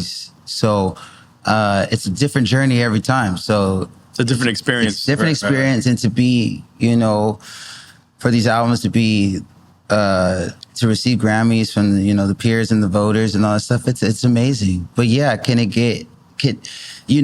could easily turn into, oh, this is why I do it now, and then the music, it could also make you real lazy, Really? Yeah, in a sense, if you start to think that that's why you have to do it, why you have to make the music in order to reach these deadlines or to do something that like to make it for the them, Grammy. Right. Yeah, then that could drain on your creativity and your natural trajectory as where you could go if you weren't thinking about that. And that's what I want to get to as an artist, is where I'm not thinking about none of that. I'm just creating, and I'm able to, put it in the best posture it needs to be to bring it out to the people, because I've well thought about it and everything. And I'm able to tour it and do so much stuff with it. And if it gets acknowledged by anything, from the Grammys, anybody, it's great, but it's not like, okay, now we have to do it for this reason only. And if we don't get one, it means that it's a failure. It's like, it's not that. But to be able to have those, it's like, Fuck yes. fucking huge, Fuck bro. yeah. Let us brag for Yeah. you. It's not even to have 1 or 2. It's like the amount is great. Yeah. You know what I'm saying? I'm taking People a shot don't even for you. get one, like, Right. No, you got a Grammy? Nah, Not yet. I ain't got a You Grammy, going no. fools with me now. All right, shit. You got the hook Grammy. If it fools with me, can't lose with me now. Yeah, Jack. Now, another unicorn you got to work with, Andre 3000. Yeah. Oh my God. First off, I've known Andre 3000 for 27 years. Right. I've known Outkast, Big Boy, for 27 years. Andre 3000 is the most mysterious man on earth. That's right. How did you get him to? Because he doesn't even lay a verse for Outkast Right. at this point. Like how do you get him to lay? It's Andre hundreds of thousands, because that's what you have to pay to get that verse cleared. Okay, wow. And then he gets inspired. Mm-hmm. He miraculously finds the inspiration. You're saying it's financially You have inspired? to, Yeah. you have to pay for that verse, bro. Oh, I ain't think he charged it. Why you think he gets to hang out with just a flute? That nigga pays. Yeah, that. you're right. Nigga, how many verses this nigga that then flute, that's right. calculated that don't even gotta come out? Right. Yeah. Only a couple niggas walk around with a flute. Yeah. Niggas is rich. You got to be You're insane saying or rich. He does That's like it. That's 3 it. Yeah. features and pays for the flute life. You paying for the lore, nigga. Right. If I put it out, I might want to just not put it out. Still, that check gotta clear, Yeah. bro. Right. So, he moved with the wind. Yes. Circle, I love that. it's a flute. Mystique. It's a mystique. Well, it's Yeah. money well spent. Yes. Most rappers lost their mystique because of Instagram. That's it. He didn't play himself out. Yeah. Same overalls, same little Jordan 3s, and he's just out here. Beard. Sometimes you'll see him in Japan. Right. Same See him flute, in same India Jordans, or same overalls. Atlanta. Right. And he has Imagine. not hired a barber in years. Right. He's just in there. No tape. Imagine how much money he's saving. Yeah. No taper, none of that. I'm free. Yeah. Now, That is get freedom. off me. Yeah, that is That's free. freedom. Yeah, he don't Shout get- out to our barbers, but Yeah. Well, no. 150, 300, 400 to the 1500. He does not rewind Just for the time for trimmer? Andre 3000 just in case. If you ever want to rewind time, Andre 3000. Right. We got Just you. a little hair off the neck. Yeah. Yeah, shout out to Andre, So man. how did I this got happen? him. Yeah, so I was like, yo, Andre, I got a records. And he came through and he was like, all right, I want to hear the beat. And then I played him like a bunch of records. And he's Was like, there I like this burning? one. No, there feel like wasn't. He that came in with a composition book. But y'all together though, for real, like in We person. did. He Okay. pulled up. Okay. And this is when I was working with Dre. And this is now I'm working on Ventura album. And where's this? I was at? working on both of them at the same time when I did Oxnard and Ventura. I did them all at Dre's studio at Record One. Record One. Yeah. Okay. And so this is where they did all these iconic records, not the Aftermath records, and I think Michael did records there too. So I was like Nice having a field day there. First time I ever really had a budget to do an album. So top of the line studio, working and I had both rooms going, and then I started seeing that I had different kind of music. One was a little harder edge, one was more R&B. So I started separating I was like, oh, I got another beat. I could do Ventura after this, double back. And so I had this joint that I wanted to open up the album with, which was Come Home, and I played it for him and he loved it. And then he was like, cool, let me write to it. So bet, he was like, When you say, let me write to you for Andre. yeah, Andre. So I was like, bet, we're gonna get out the room, and Dre, everybody was there. So we got out the room and he would be in there for hours. And Was there sage burning? no sage, just him and his book. Okay. No sage. Okay, no sage. We keep wanting there to be sage, but okay, there was sage burning for the sake of the story. So sage, a little Fontu, He's like, little and baby elephant, a shaman came in. shaman. I'm talking ayahuasca, chickens and shit. And he gets to writing some shit. I said, God damn, Andre. He said, I'll be back. I said, huh? He said, I'll be back tomorrow. I think I'll be ready. I said, okay, show you right. Thank you very much. Sorry, thank you. Thank you. Yeah. Next day we come in, he's right on time, 3 p.m. Same beat, Andre? Load up the beat. Just need a little privacy. He goes in there, sage is burning. Right. Not a sage. The shaman's still there. He's staying Shaman's overnight. there He's staying before overnight. me. Shaman's there before me. It's a little funky, Right. but I'm rocking with him. I walk out, 6 hours later, you ready to do this? I'm gonna come back tomorrow. Oh, I said, Yeah. God damn. He This is... DMX you. That's how DMX used to do people. Go ahead. All right, third day, come back. Charm. Third day's the charm. Third days is what they usually in the business we say. Third day is the charm, Right. and you can go in. I'm gonna come back. I said, God damn! All right, so I'm fatigued now. I'm thinking about how much it's gonna cost. 4 days is 4 days. Yeah, that's a lot. You start to think Yeah, about the you're paying bill. for shamans, I gotta go, also- so I gotta hit the road. So I go on Ayahuasca's tour. expensive. I double back, go back on tour, do a few gigs, get on my feet. I hit Italy. We about to play Italy. I get it. Look at my email. Andre 3000 verse. Boom. He send it. It's in the email. I can see the little audio. I'm like, And it's an MP3 or it's the MP3. session? It's, You're afraid it's to a listen wave. to it. Okay. I'm afraid. Because I'd be like, damn, it's gotta be good. If not, Right. Like, what if you don't like an Andre 3000 What kind of verse? prick is scared. yeah, What do you yeah. say? What if you don't like an Andre 3000 Yeah, what do you mean, verse? like, What do I you think say? you could just do the first half oh again. my God. Yeah. I would just take it. Go ahead. Right. You Yeah, I'm taking it. I'm being like, fuck it. Yeah, I'll take ayahuasca. It's great. It's an amazing. What if verse. you really would have been like, the Scooby-Doo-Boobity Scoop? I'm coming again, and it's Andre 3000. And I'm ready to blow. Got a nigga in the street for the freak show. It's a freak show. Oh, it's a freak show. That would've hit, though. That would've worked. commercial. Yeah. Yo, Andre doing that would have killed. I would have been going crazy. Right. Yeah, but he didn't do that. No, he. Right. You destroyed it.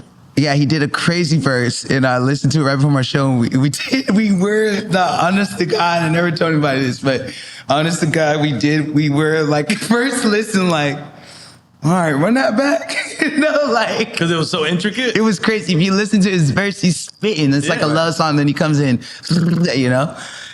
and it was just like when we first heard it, it blew our minds. That was like, all right, one more time, like, and it took a while to like even just process it. And but I had the verse. I was like, wow, we got the joint. And I started, And it was great. yeah, I started producing. It took the verse, and we worked the production around it a little more slightly, and then it was time to go. And then we loved it. Everybody loved it. And then, like, right before it was about to drop, he was like, "I don't want to drop." Andre hit me 3K, and he was like, "I don't want to drop it." I was like, Oh, "What?" shit. And he's like, "I think I'm not adding to it. I'm not adding to the song. It doesn't need me." Oh, fuck. I'm like, "It's about to drop. Holy shit!" It's too late. Yeah. Sorry, can't help you. Bye. Yeah. Me no. And he said- No, can you go? No, What he said? He said, added him to the song. No, he said he's not adding to it. Like, he's not making it better. Is what So he was like, "Take me off. I want to be off of it." Wow. So, know. okay, so how does that? What the fuck? I mean, you we know say kind of after how it that? ends. Yeah. So I was like, "Fuck." So I did the one thing I could. I hate the other Dre, Dr. Dre. I was like, "Dre, Talk to Dre. what we gonna do? Talk to Dre. This sounds like it's something you need to take up with, bring up the two Dre's." Right. Yo, Dre, talk to you, man, Dre. Oh, it's Dre on Dre, man. You guys got something. I don't know what it is. Right You guys got something in common. You guys need to finish it happen. Yeah. So then, Go on, you see? yeah. Oh, see, Andre then came in here, and I ain't how it went down, little nigga.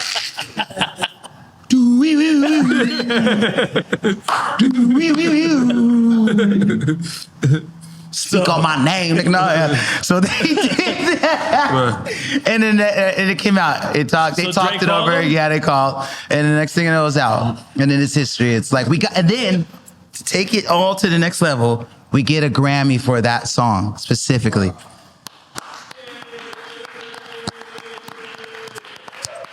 And that's the Grammy I keep at my mom's house. Love you, Mom. Damn. Are y'all Like the getting floor. robbed or Like the floor. do you guys share the location? That was Should the we freezer. leave? No, you good. No, they just moved in. All right. Don't get me involved in none of this shit. No, you good. We have an efficiency. back Molly, there. where's my... It's the other white girl. Yeah, we good? We good, right? I see a few white people here still. We good. Yeah. Get some coffee out this month. Oh man, it's a good thing the Dre got on the line. Yes. Yeah. That's an amazing That's story, it, man. Yeah, that was We got the Grammy. God bless everyone you. involved. And it was such a great thing to be able to not only have the verse, but the Grammy, real song. Did you speak to Andre? Yeah, afterwards, yeah. And with the Appreciate it, Grammy? man. Just so humble. Just like, he just was just like, wow. We both were like, wow, But y'all never like went back on the story and be like, remember how this went down? No, he's gonna hit you. Gonna be texting me now after he watches this. Yeah. Little nigga, I ain't how it went. Fuck wrong with you? I didn't even know you talk like that, Andre. You're gonna get voice messages of just flutes. It's gonna be a little eerie. Wee wee wee. He had a whole, how much of an Andre fan I am. We gonna be at Nobu? The flute album is hard to me. I mean, I bought the vinyl, man. The flute album is hard to me. Like, I just think it's That hard was your that jam? He did that. That he went. Yeah, He that's- committed to it. Like that to me is what's dope. Like he's like, fuck that. I think reggaeton. I committed. gotta give everybody a chance. Yeah. I gotta give everybody a chance. When somebody's trying to break the mold, Right. I can't sit back and be like, "Let me judge them." Okay. Yeah, it's art. You can't judge it, and especially that kind of stuff where you could be obviously doing one thing and you completely just be like, nah, we're gonna take it here. That's the most punk, Nah, yeah, but also rock and roll shit you could do, and be playing in like in the middle, like you could catch him anywhere. Like that's crazy. So Yeah, he'd be at a gas station playing or whatever. That's But the dope. only thing I'm concerned with right now is you got a hit record called "Smoking Out the Window," And you didn't smoke no endo. Okay, can I get my? I'm waiting for. He's been rolling that from the beginning. Time out. Yo, you been rolling this shit out there. He's like, "Boom." Time out. Can I get a crutch? Can I get the tobacco I asked for? Like, what are we talking about? Oh, you smoke European. Yeah. You're a rock star. I mean, that don't need to be shoulda everyone's knew that. business, We but should have since knew y'all that. I knew you got smoked me out joints. here, still waiting I knew on you the smoked crutch. joints. But Still now waiting I know on you're a crutch. rock star. That remember somebody rolled tobacco? Damn. He got the worst tobacco ever. Him and Dave Chappelle got smoked the tobacco best. here? Sonny D, BET. Oh, you don't want But his he got a tobacco. cigarette, American Spirit. Him and Dave Chappelle. Somebody got a Newport in this mother. Oh, then I guess you do want his tobacco. No, That's he great. got an American Thank Spirit. you. Yeah. Yes. Yeah. Thank you. Okay. Good. Don't give them no more money though. Come on. Well, let's smoke. Edit this out. Let's talk about smoking out the window. Because there's a part where you say, bitch, I say, bitch. About to show you. Let's see what Okay, it all is. right, cool. This is that European. Let's show them. This is how they smoke I just in got Europe. off the cruise, bro. Yeah? That's that cruise shit. The cruise ship? It's a split. Well, who said it? That's right. Huh? Yeah. Huh? Spliff. Okay. A what? Stop it. All right, Y'all know no. split. No. That's a, yeah, we all know split. Come on, let's give it up for that.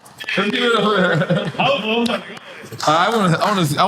little Christian eating? Oh, you smoking that? No, my lungs is in the 90s. Smoking Yeah. blunts. Clean shit. Yeah, that's old school California shit too. Smoking a Philly blunt. Yeah, Philly blunt. This is called, California. You This read is that in, California 90s shit too. hip-hop comes right out of you. Damn. Yeah. You can't. I have not elevated. Some my upside. Tripping out like a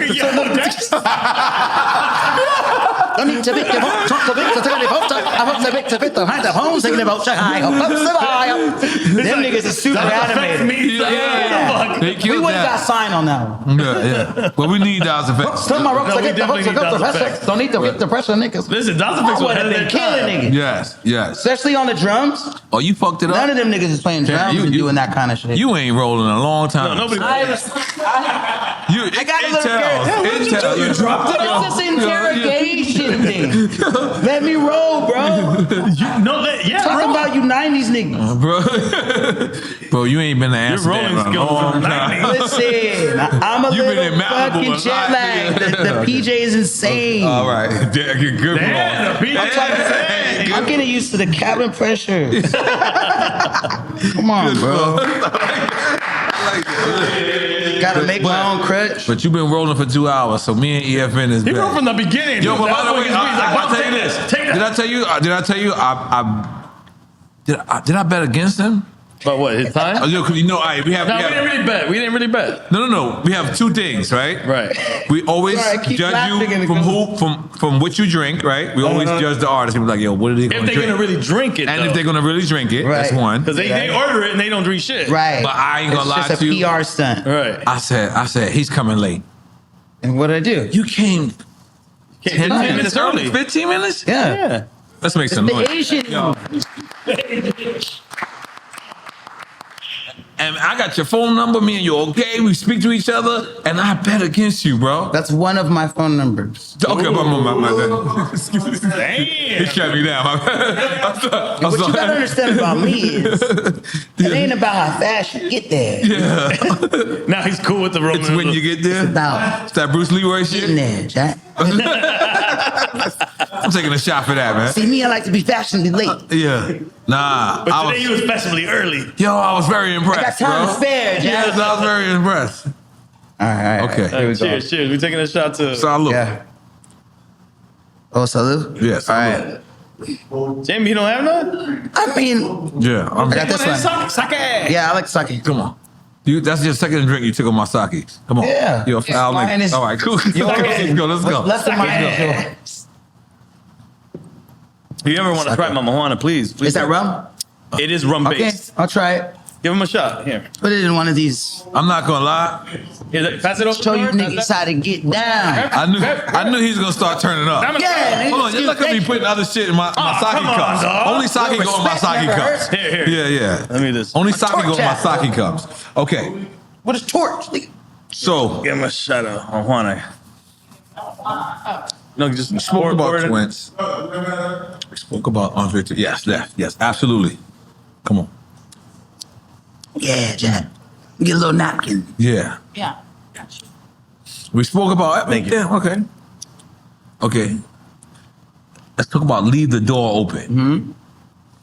How did it got hits now. Okay, yeah, you got hits. Yeah, I got a whole roller.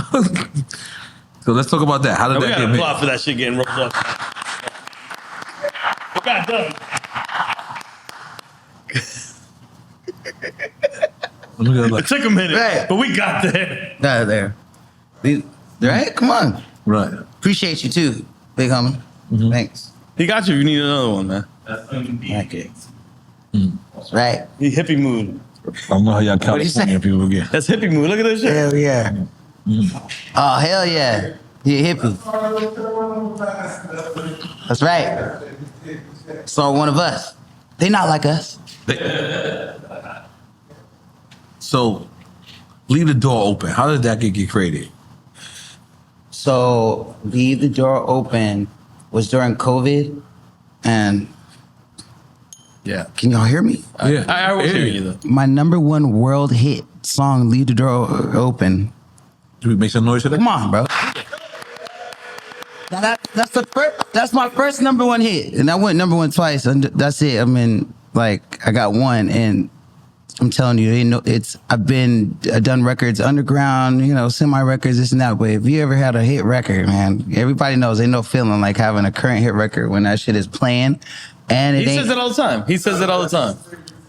Please keep talking. Please keep Yes, talking. it is the greatest feeling. And then when you did it with no comfort, like it's real, like instrument. No, you didn't have to. It ain't something you got to be like. He wasn't forcing like I'm gonna make a hit record. I can't Right. keep this up or something, and it looked good, and you got to do it, and everywhere you go, you like, I'm talking old ass motherfuckers to young to like, it's like one of those records. It's like, yeah, like that's what it is about, and that's how Bruno was like, this is the songs, these are this type of music that superstars sing.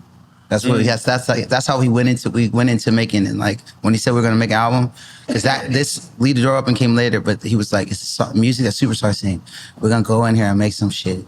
Nobody's doing this shit no more like us, like that can do it, and pull it off like that. And I was like, let's go, bro.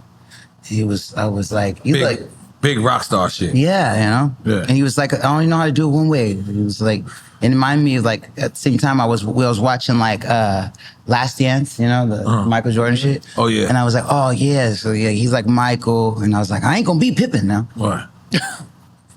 This is the Netflix shit. Yeah. During COVID. Yeah, that killed True. COVID. But I'm Rodman. You gonna have to wake me up. I'm gonna be hungover some days.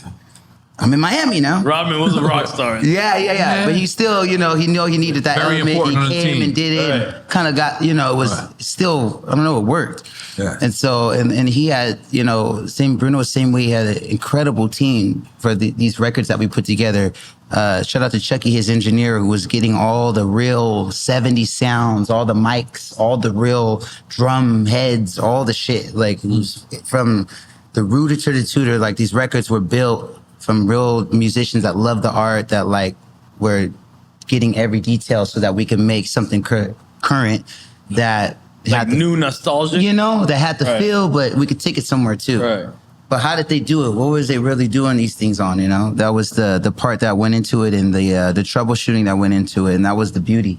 Like how many different versions we did of the bridge, and trying to get their drum sound in the mix.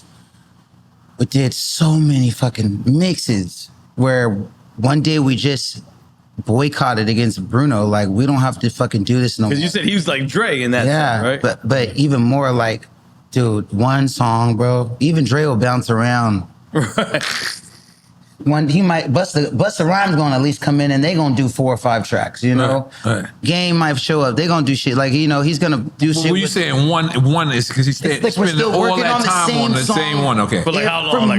For months. Oh, I was gonna say Oh, weeks. wow. Yeah, I thought that was crazy. Months. Oh, And then we damn. maybe we go tap into something else, and you can't sleep, and we're still working on that, Leave the Door, trying to get one part of it, like the bridge, or maybe we think we have it, but then like we mix it, and it's like, why does it sound like that? And it's like, okay, we need to replay the drum again. Like now when we mix it, we didn't have nothing to hide behind. It's not a bunch of processing or anything on the album. It's just we're just playing on instruments. You were playing the drums, yeah. right? So when we mix it, we got to mix it loud. So we got to make sure it's loud now. You can hear everything. So now it's like, oh, it hurts, you know. And why does it hurt? Because you guys need to replay. Don't play so loud. Maybe do something different, you know.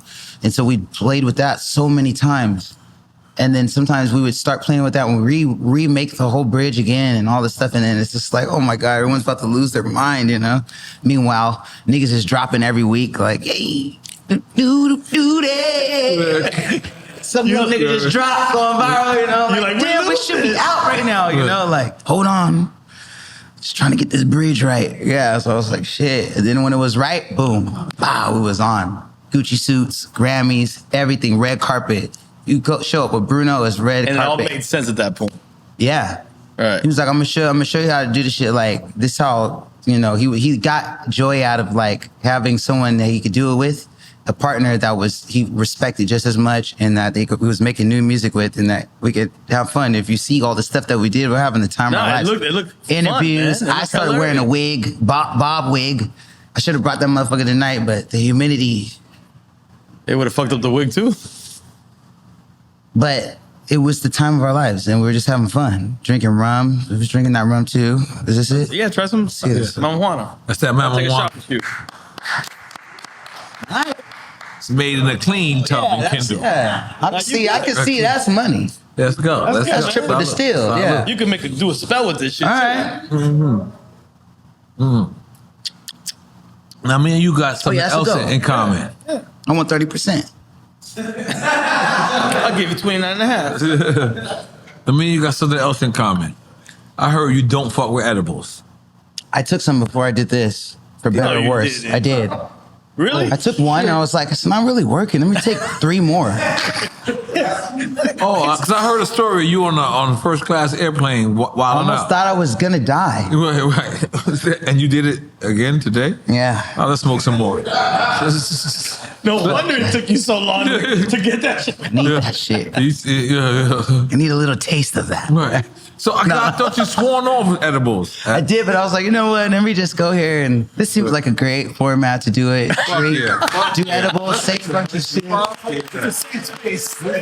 in the circle of trust. Take care of me on the edit, right? You're in the circle of trust. Right. Yes, you're in the circle of trust. Yes.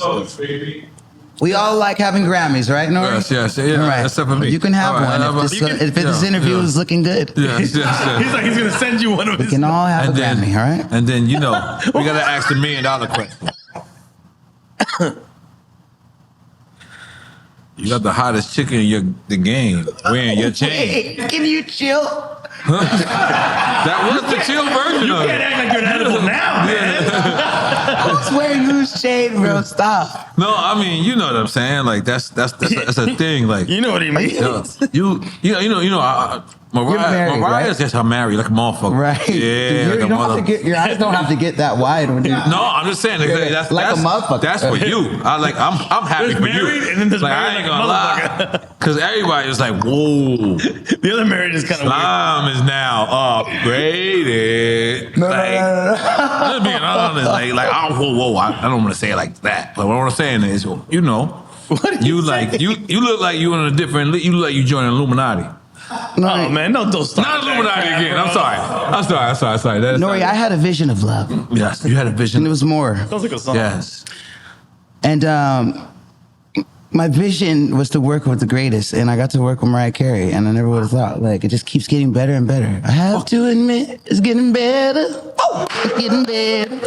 That's the man that's in love. Yeah, I'm just saying. That's the in love voice. Guys. I recognize. Can you get some more? That's the To work with great people who take it serious and then you get inspired by. And the new album is amazing. Keep and working. Just, you Keep know, working. well, it's.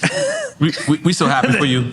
Thank you, man. We are happy for you, man. I'm happy for you guys. I can't wait for y'all to hear this. No, you can't flip it on us right now. No, I'm just like, it just. This is your moment. I wish I could give you this feeling. Yeah. No, we want feel you. it. No, we feel it. We're secondhand feelings. What's that shit? Like secondhand smoke? Yep. Like, yeah, but we're proud of you, bro. Here. Like, that's real shit, man. Like, sometimes you gotta go up to go up. Eh? Dilo otra Gotta vez. go up, man. Hey, man, you went up. As artists, we got a special type of talk. That's right, you went up. You went the uppest it could ever go. Congratulations. Enjoy the moment. It's a beautiful thing. Salud. Clap it up.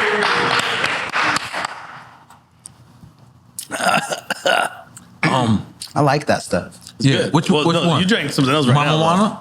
Our company is called Mama Juana. Mama Juana. King. Okay. Mama Juana King. So you gotta say Mama Juana King. Mama Juana King. Ma- Yeah. Yeah. You get 29.9%. Starts with the Give him immigrant another shot. family. He obviously, Okay, yes, he obviously wants to be From part of, nothing. of the company. Yeah, and a dream. Yes. So we'll be in we're hitting market soon. So we bouncing around right now. We bouncing around. Let's describe your Literally. shirt right now. The shirt is amazing. That's an amazing shirt. It's so random. That's an amazing shirt. Yo, shout out to Japan. They got the most random hip hop stores. Super bootleg though. Super bootleg. I think it That looks shit is but smooth. it's No, the I most can tell. obscure collection of records, but it looks like it's like Japanese import records. But I loved it. I was like, this is great for this. Perfect for the It's show. great Y'all for the gonna have show. me framed up, right? It's great for the show. Can I but see the can- monitors? Yeah, but I can tell like a lot of these artists are gonna hit me and be like, I ain't get paid for none of that shit. And that's what I'm saying. So I like to keep a little collateral. So you really gonna put this out? I got them really on standby. So let's make sure the edit is good. So we can actually have a good time, right? It's gonna be bad. Let's play nice. We're gonna animate the whole thing. They ready. I'm talking so much red flags you think you in a motherfucking No, we good. Compton somewhere. No, we good. Oh, I'm loving this shit. I want this to come out. Okay, no, it's coming out. It's coming out tomorrow. Talk to me nice. Talk to me You nice. know we dropping it tomorrow, right? All right, well, we'll see what We'll see what Mary Buju J likes. Banton says about that. He was 12%. Buju's gonna be Who down. am I to negotiate with a legend? She gonna get the ringing off. Yo, by the way, I don't know who got my lighter. What are you So that's me. My bad. All right, cool. Right. Oh my God. Let's talk about Animals on the Compton album. DJ Premier and Dr. Dre. Come on. How Who the else could fuck- do it to you? How the fuck you get to work with Exactly. DC Premier? God, this is so awesome. Let me be quiet. It's Go. a charmed life. Like, I Right. don't know. God is so good, man. Like, I'm just in there maneuvering and just like these things happen, bro. Like, I trip out on myself. Like, and that was happening again early on when I was just going in there, fucking with Dre, just being there every night. I wasn't worried about if I got on the mic or if I didn't get on the mic. I was just in the studio. I didn't care. Like, I was a studio rat in there whenever I could. What's up? We working on this? So-and-so's gonna sing it. Okay, we write in. Like, everyone's writing. Like, it's crazy. Like, crazy because new artists are coming up. It's a great energy in there. And it's all Dre. Everyone's like, you know, Dre, you want to give the best performance, their best everything. So I was already working. I got a thing where I worked with Premier in Europe again through knowledge. Whoa. With no worries. Prior to Compton? Yes. Really? We got a Okay. thing in Germany with Boiler Room where we did this thing. And I'm sorry, not Germany, Russia. We went to Russia with Boiler Room, and one of the things is that I work with Premier. Like, it was a part of the thing because Premier was on the gig, and that we did our first song there with this other kid from Russia, and that's where our relationship started. And we started building, and then when I started working with Dre, he was like, "You working with Dre, Premier?" So I hit him up, and he came through. They go way back. They started geeking out. I'm hearing about, they talking about records and like all It this must be stuff. ill hearing them talk. Yeah. Wait, I want to understand what you're trying to say just now. You just said that obviously Dre and Premier knew each other Yeah. prior, but you were the initial reconnection? Yeah, because I did 2 records with Premier in Russia, and one of them I didn't use for the thing. So that ended up being Animals. And I had that record, and it was these old sneakers. It was like all the whole shit. And I was playing records for Dre, and he was like, "This is crazy." I was like, "It's Premier." Like, yeah. He's like, "Yeah, have him And I pull know up." Dre's a Premier fan. Yes, yes, that's another one, dude. People give it up to like. Shout out to Premier. Nah, Like, he's the Premier, one. of them.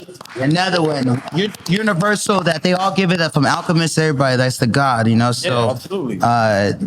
it's great, you know. And there's only Taking a a few shot people. from Premier? Yeah, take a shot. Let's take a shot. Subtle.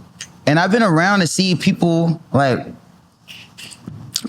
thank God I've been around to see this happen where people like Premier and Dre get in the studio and they both geeking out. And you see that these are just two dudes that are like vinyl heads, sample crate diggers. Camaraderie between them. That's what they are, you know, kids that like, you see that and it's like, whoa. And it's like, that all comes back. And then I've seen it happen when I saw Q-Tip and Dre. And it's like, same thing, man. The very few people where I could see university, everyone has that mutual respect for it in that era, you know? And so, yeah, I had the record, I brought it to Dre and Dre started working with it. And then he brought Premier in to scratch and to start building the beat. And then they started collabing on the beat and that was that. I think it ended up just being me on the record, right? Because they tried some features on there too, but I think it's just me. But yeah, it was like, you know, it was like a social commentary of what was going on at the time. And I like those records too, you know. We're due for a record like that. You should do a record with I'm Premier. working on it. Premier should do a record together. Yeah, I want to get another one. Like, no, an album, a project. Yeah. That would be crazy. Wait in line. I don't know who you're talking about. No, Premier answered that call. Premier answered that call. Let's make some noise. Premier and you would be crazy. Nah, Premier be first up. What about Alchemist or Madlib? Of course. Supposed to have Alchemist and But you said you were Erykah Badu on here already. But a whole album though. Who would you want? Premier?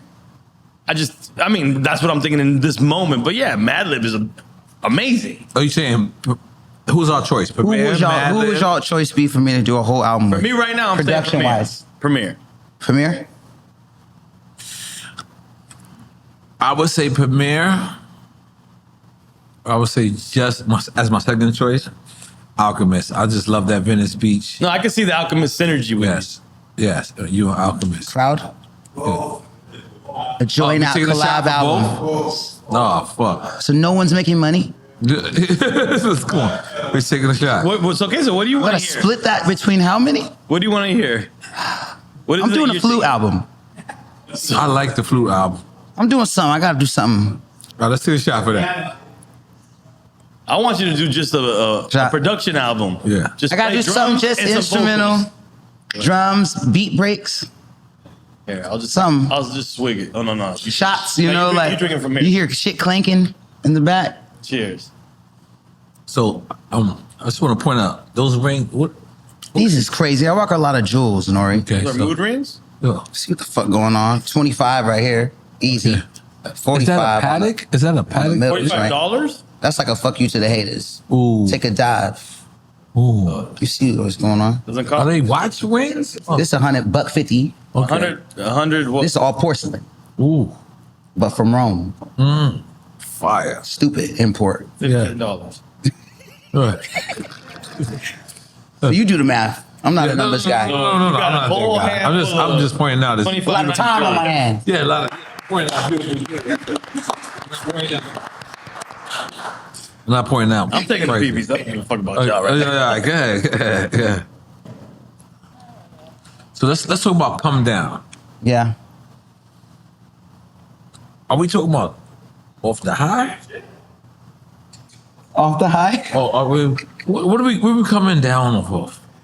I don't ever want to come down off the charm life, you know, off the blessings and this good time, you know. It's like, you know, you don't want the party to stop. And I'm having a great time and still am. Even when I wrote that record, it was like the epitome of what I was going through. And I was doing all this stuff with all these people. I was like, that was the last song I did for the record. So I was having a great time.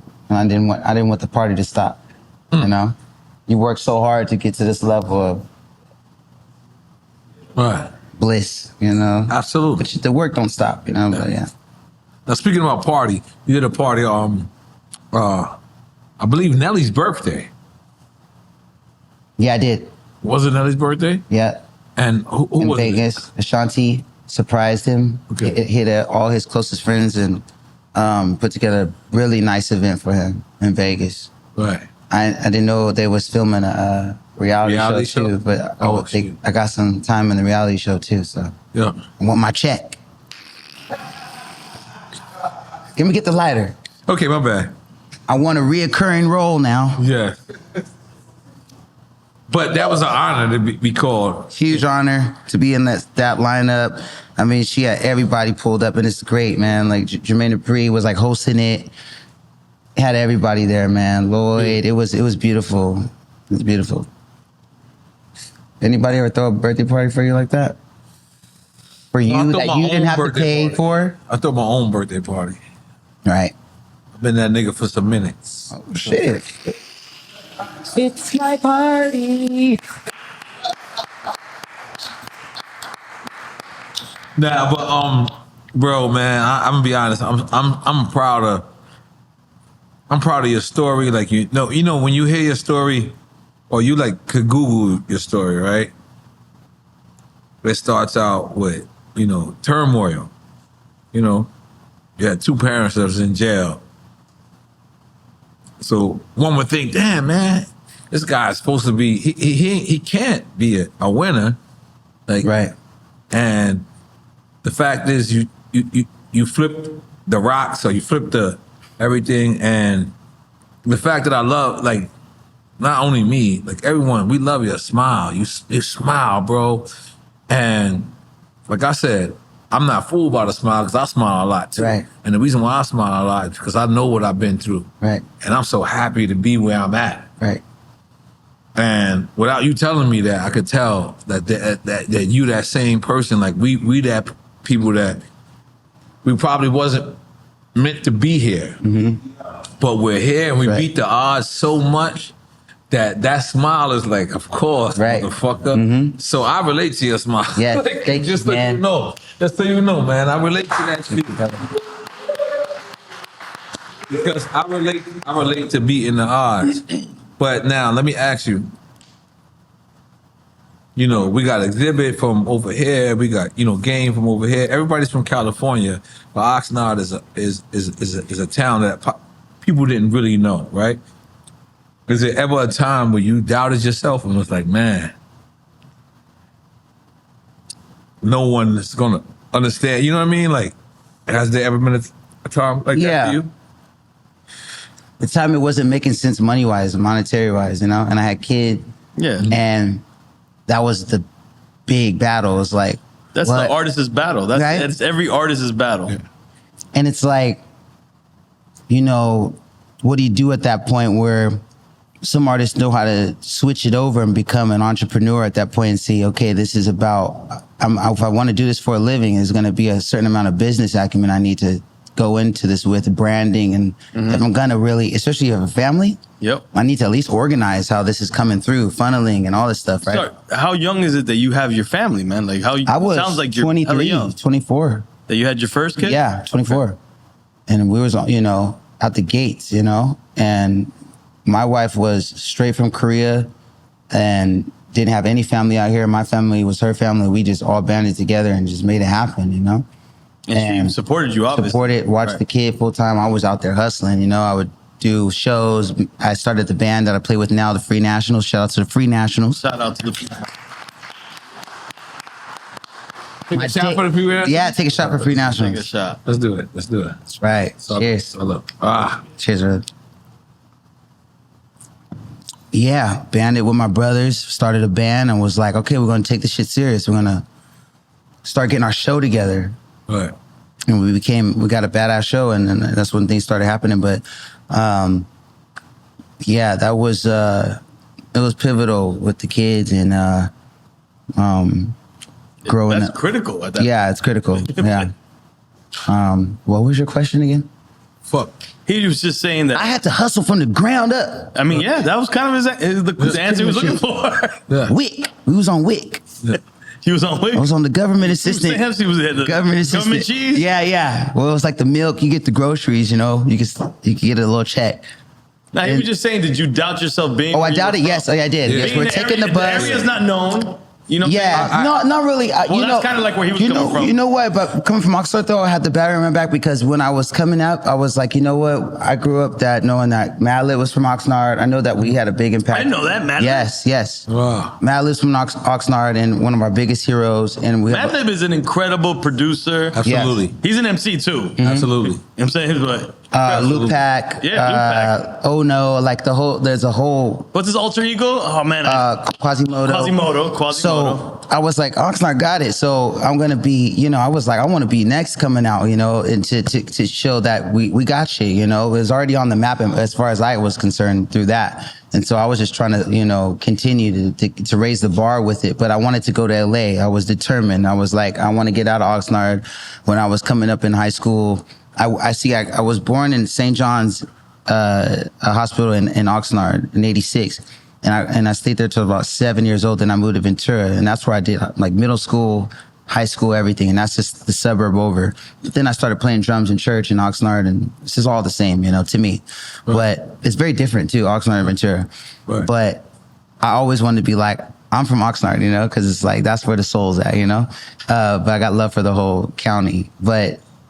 Yeah, I was like, I want to go to LA though, because there is not enough out here, I was playing shows in Oxnard, Ventura, and it'd be nobody there. Right, yeah, you had to go and so I was like, is this really for me? Like, it's not. I can't support my family with this. Maybe I should try to, at this point, switch over. It's now or never. If I could do something different right now, I'll be good by the time I'm 30 something, But I was like, I'm just gonna do it. I couldn't not do it, Like I said, it's like breathing. You are always gonna want to do something musically creative, doing something in that. And when I came to LA, I found out like how good I was at drums, at being a live musician, and how much I had to learn about, and I had so much to know about. And it was like a field day because I was going to this music college, and everything, my mind was being blown. So I was like, okay. It gave me the battery, like, I'm gonna do it. And I met Jose, my guitar player, and he was like from San Diego. He was going through the same thing, and we were just banded together, and we're like playing these shitty ass gigs, man, getting fucked over, not paying nothing. And but we loved it. We loved waking up, smoking weed just as good as this, Our weed was a little better, but this is good. Take a shot. Let me take a shot for your coming up days. Come on. Let's take a shot for your coming up days. That's over there. It was something to be. And look how big of my shot is than yours. But you want to? Now I'm sipping rum now. All right. We taking a little shot. This is the good marijuana. That's the one that's made in the shower, not the tub. It's moonshine. Mm-hmm. It is moonshine. It is moonshine. I like it. Yeah, but continue. I was coming up, but it was great. So I did think about stopping though, but I had some good friends that helped me out. They were like, keep going, bro. Do it for us at least. We love you. So you had doubts along the way. I stopped. I full on quit a couple times where I was trying to work the jobs. Yeah, if you can't provide for your family, you're gonna doubt yourself. Yeah. Mm-hmm. But then you had to know that. I had to be real with myself. Yeah. I was like, this is what I was born to do. I want to do this. I'm gonna make it work. I'm gonna figure this out. Can't be that hard. And I'm glad I did. And it was really like the people I had, it was really supportive, that were like you, like we love your smile, we'll keep doing it, even if you got to stay in our spot. Yeah. Use our studio. Shout out to Dumbfounded, Johnny Park, like people that were Shafiq Hussein, Sarah, Omas, like the people were very supportive, helping me grow and taking me over. Was Stone's Throw a connection through Madlib? Because I know that Stone's Throw, didn't they come to Out Through? I had that song Suede. Before I got to Stone's Throw, and we were dipping around on SoundCloud. Because they're a dope label for people that don't know. Yeah, so that was what Madlib was on. So Knowledge was already signed to Stone's Throw. So I was like, I met Knowledge, and we did Suede, and I was like, yo, Knowledge, play this for them. Like, let's get a deal. He was like, let's start a group. We started, same thing like how Bruno did. Let's start a group. Same thing. Right. And we started a group called N.O.R.E, and we had that song, but it wasn't officially out. It was just bouncing around SoundCloud and Bandcamp and stuff. But they obviously saw the talent. They saw us perform it, and then they were like, cool, swoop it up. They signed that group. They were the one to put it out on wax and got it going. South by Southwest, we started pushing it. You gotta show up for labels like that. Yes, bro. Shout out to Stone Throw. Yeah. I'm telling you, bro, because that's what it is. Because a lot of artists that get into labels now, they don't know it's a partnership. Like, they got to be bringing something to the table, too. Right. If you're an artist that has no like no way to... It doesn't translate, what you're doing doesn't translate to tours or to units sold or anything like that, or getting you in these places, then I I don't know. I don't know what you're doing it. Maybe you're just doing it for yourself, you know? Right. But if you partner with people, then these are people that usually can help you get to that. And you're aligned. You guys got an understanding. Like-minded folks. Like-minded. Right, and they're right. doing it. They're curating vinyl. They put my shit on vinyl. They got it. And they got me, my shit bubbling to enough where it got to those writers that got me to Dre. And it was like. Because they have some always cultural equity. Yeah. Because of what they've been doing. Right. Yeah. Yeah, that's it. So, yeah, God bless Stone's Throw. And we did that. And we went for it. So let me ask you a question. This probably should have been in Quick Time or Slime, but I'll ask you now. Independent or major? It just depends on what you want to do, what you negotiate. Mm-hmm. If you need a major to do what you need to do, if you see that working in what you're doing as an artist, the artist has to really know what the whole ins and outs of What they want. What they want. Okay. There's no more of this like, I was a child. Yeah. I mean, some of them took 100%. Yeah, like you just did it. Or maybe, some of those that needed that little oomph and then they got them to the thing and then they made it happen. So everybody I've ever been involved with, I got paperwork with them even as I go, and that I have had to pay off, slowly, and now to become like free, eventually, now. I mean, the producers are meaning from people that maybe were managed labels, paying off that, but to be blessed to have the masters of my first 2 albums already, what I'm saying, and Got see 'em that, back. and then get a deal where I worked out with Dre, where I can eventually get my masters for all our shit. Wow. It's like, all that shit is cool, and then sometimes Dre, he'll be like, you can own the master on a single, and then that joint gets picked up for syncs.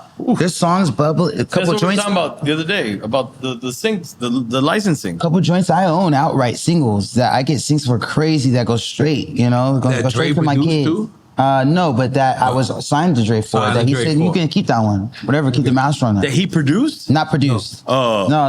But that, Okay, okay. but that, I was, But he I was a made part while of I his was own- signing on him, his and label. But he was overseeing it, but he's like, okay, yeah. you could, yeah. I mean, he could easily. I have being to. fair. I He have was to being clear very everything fair. to Dre, Right. still. Absolutely. And everything is still very much like a label, so it's like he keeps the quality control of his artists, So you still have to clear stuff, and now it's like he's been like, hey, this one I like, this one is for you, blah blah. And so it's like to have some of those and to have the first 2, it's like it's really dope, man. And I think that I've been blessed to be able to have the versatility to work with both. I've done major, I've done the indie, I've gotten to go back to do indie with my band, the Free Nationals, let their album come out with an indie Empire. I've been working with Empire for years. Shout out to Ghazi and Nima. Nima. Yeah, Nima. Tina Davis. Got gold, platinum records with them on the indie tip, and with my record label Ape Shit. And I just What? yeah, I got my own record label Ape Shit. Ape shit. Yep. Ape shit. Anderson You Paak said Empire ape shit. I was like, what the fuck? Dipshit Records, yeah. No, Ape Shit. Ape shit. Yeah. And I signed to my band. I got Ray Khalil. I got this other group called Still Beans. He's like a one-man band. But we got records out there, and I've been able to play with both, with the indie and the major. And I think it's all about the artist, what you want. You don't get what you deserve, you get what you negotiate. So Absolutely. Now, Silk Sonic, what label did that drop on? it never dropped off. You see the chain remains. Oh, see, yeah. Stay I independent. think we could tell you the motherfucking label right now. Let's just look at it. Atlantic. Oh, Wow. Aftermath. Okay. And that's when Aftermath stopped being a major, correct? No. Because Aftermath Aftermath has a stopped very messing with With- Apple and Interscope Yeah. after they made the sale. Aftermath is an indie label still. Gets to Yes, do and it- their distribution with whoever they want to do. Right. Yes. And last thing that they did, which was very successful, was was Silk Sonic with Atlantic. So Was that a? they killed it. Did you have to sell One that off. idea to? Nah, to Dre? everybody was down. Everybody was good. I was like, Dre would prefer me to work on my own stuff. He wants me to work on Prefer Anderson you Paak. over that. Yeah, he wants to do your thing. This is great. I keep doing that. I do a lot of collaborative efforts. If you look at a lot of my records, they're always collabs. that's been my thing. I love it. It's not fun unless I'm like working. I like working with other people. Right. It's like, that's where it's fun for me. And so, but when it's time for me to work on my own shit, it gets a little like, oh, okay, I take a little more time, and it gets a little more methodical and stuff. But I love when I can work in a duo or something like that. You know, I don't know, it does something to my brain. Yeah. Right. And so, yeah, I told Dre, and he was with it. And then we played him at Allegiant Open, and he was like, yeah, go crazy. And then we was doing the residency, and it was just... That's dope. I didn't know that Aftermath was involved in that. Yeah, absolutely. And then and Julie at Atlantic at the time. I mean, it was incredible. Julie Greenwald? Yeah. Mm-hmm. Yes. Julie Greenwald, solid. Yeah. Right? So who the regime was under, was it Julie Greenwald, Mike Kaiser? I'm so terrible with names, with Julie, black dude, and like some other people. Yeah. There was a black guy for sure. That's Yeah. probably Mike The Kaiser. glasses. Yes, Mike Yeah. Kaiser. That's my brother. I bleed for that nigga. What? But you How don't about know Kevin his name. Lyles? Do you remember Kevin Lyles? Kevin Lyles. Okay. Wait, I don't...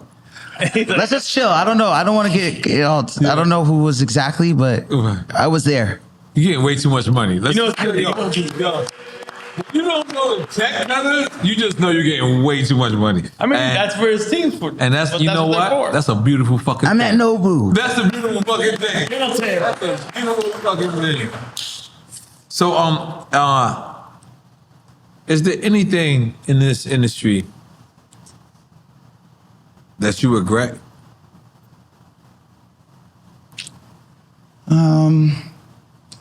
I mean, my double XL freestyle was a bit cringe, but I don't regret it. I just could have been in a better outfit. And that's all I'll say. No regrets. Right. I think it's great, man. I look back, I just love that I'm able to learn from my mistakes and failures. I think that's the best part about this whole thing, you know, learning from those, enjoying those moments too, soaking those in, and then moving on, learning how to get better, and enjoying the ride, being open to new stuff, being okay with not being the best in the room with something, and just like learning about other people and trying to keep growing and learning, and that's it. And try to keep your dogs that you with. It's tough, man, you know. You don't meet new friends these days. You know, I'm really like, I'm grateful for y'all having this platform, you know. Thank you. I always see you, you know. Yeah. I'm gonna go ahead and take my lighter back because you ain't trying to pass. Well, I just, Hey man, you saying some nice words about us, and then you go. this is why niggas can't express shit. This is why we need therapy, bro. Yeah, I had anxiety fuck at you, the bro. same time. I wanted to light my He's blunt. like, I like you, but give me my shit back. Yeah. No, I'm just No, playing. thank you. I know, bro. Nah, man. Love you, man. Nah, man. I'm gonna be honest with you, man.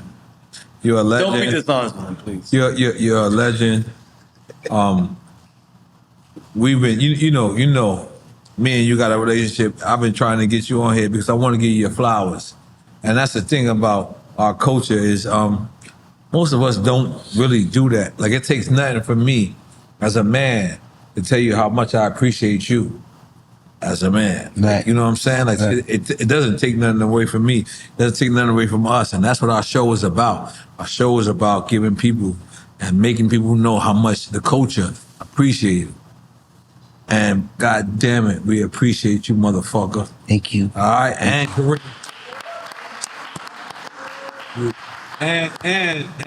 it's not like, you know, you deserve this shit. You know what I'm saying? Like, I've been seeing you for years, and me and you've been kicking it. And I'm just like, yo, I just want to give you. I want you to understand, you know, and watch your fans are gonna. When your fans see this shit, they're gonna be like, yo, wow. You're gonna take you know care what of I me, mean? right? Yes, of course. No. We're great. got you, man. Hold on. No, because Edit it down a little bit. No. We're gonna edit it down a little bit, but you gotta understand, we can't edit it down a lot of bit. You know, I watched you on like every interview you did, and your story, like, you know, has kind of it's been told, but it's you've been telling it with a smile on your face, right? So people might not take it as serious as what it really is. Like, and I wear read that your parents both did a bid. One 7 years, the other 14 years. That doesn't sound like a man who smiles to me. And when I see you on and off camera and you smiling, that shit is the ultimate version of success to me. To me, this is what I'm trying to tell you. It's because, you know, had I been through that exact thing, I might have not been able to smile as confident as you. And you do. Smile confident. You in like 3 different groups. You tour like a wrestler. And you just live life. And I want to say that's something that I admire as a, forget a rapper, forget an artist, forget an entertainer. I admire that as a man. As a man, the shit that you've been through and how you approach life and you look forward, I salute you, brother.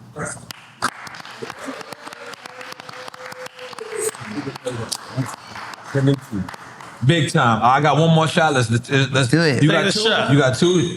You got 2. You got 2 little poquitos in Spanish. We call that poquitos. Little poquito. So That's do me. more. Let's do more. Look at my joint. All right, let's go. Little poquitito. Sounds Korean. I told you we got more in common than you think, bro. Absolutely. Right. So, and just for the last thing, Last so we shot, know. the last shot. Yeah, one last shot. Before we get up out of here, is there anything you want to say to your fans? Because I love you. Thank you so much for your patience. Thanks for riding with me. Thanks for just, grinding with me. I'm enjoying the ride and I love you. I'm nothing without you. I got so much stuff on the way. And just know that I'm going to be taking care of y'all because y'all taking care of me. And shout out to my family, my baby, Soul, Shine, Hayon. Shout out to Ronnie, Willie, Camille, Paris, Knight, Kenya, Kayla, Kaylani, Kendrick, Carousel.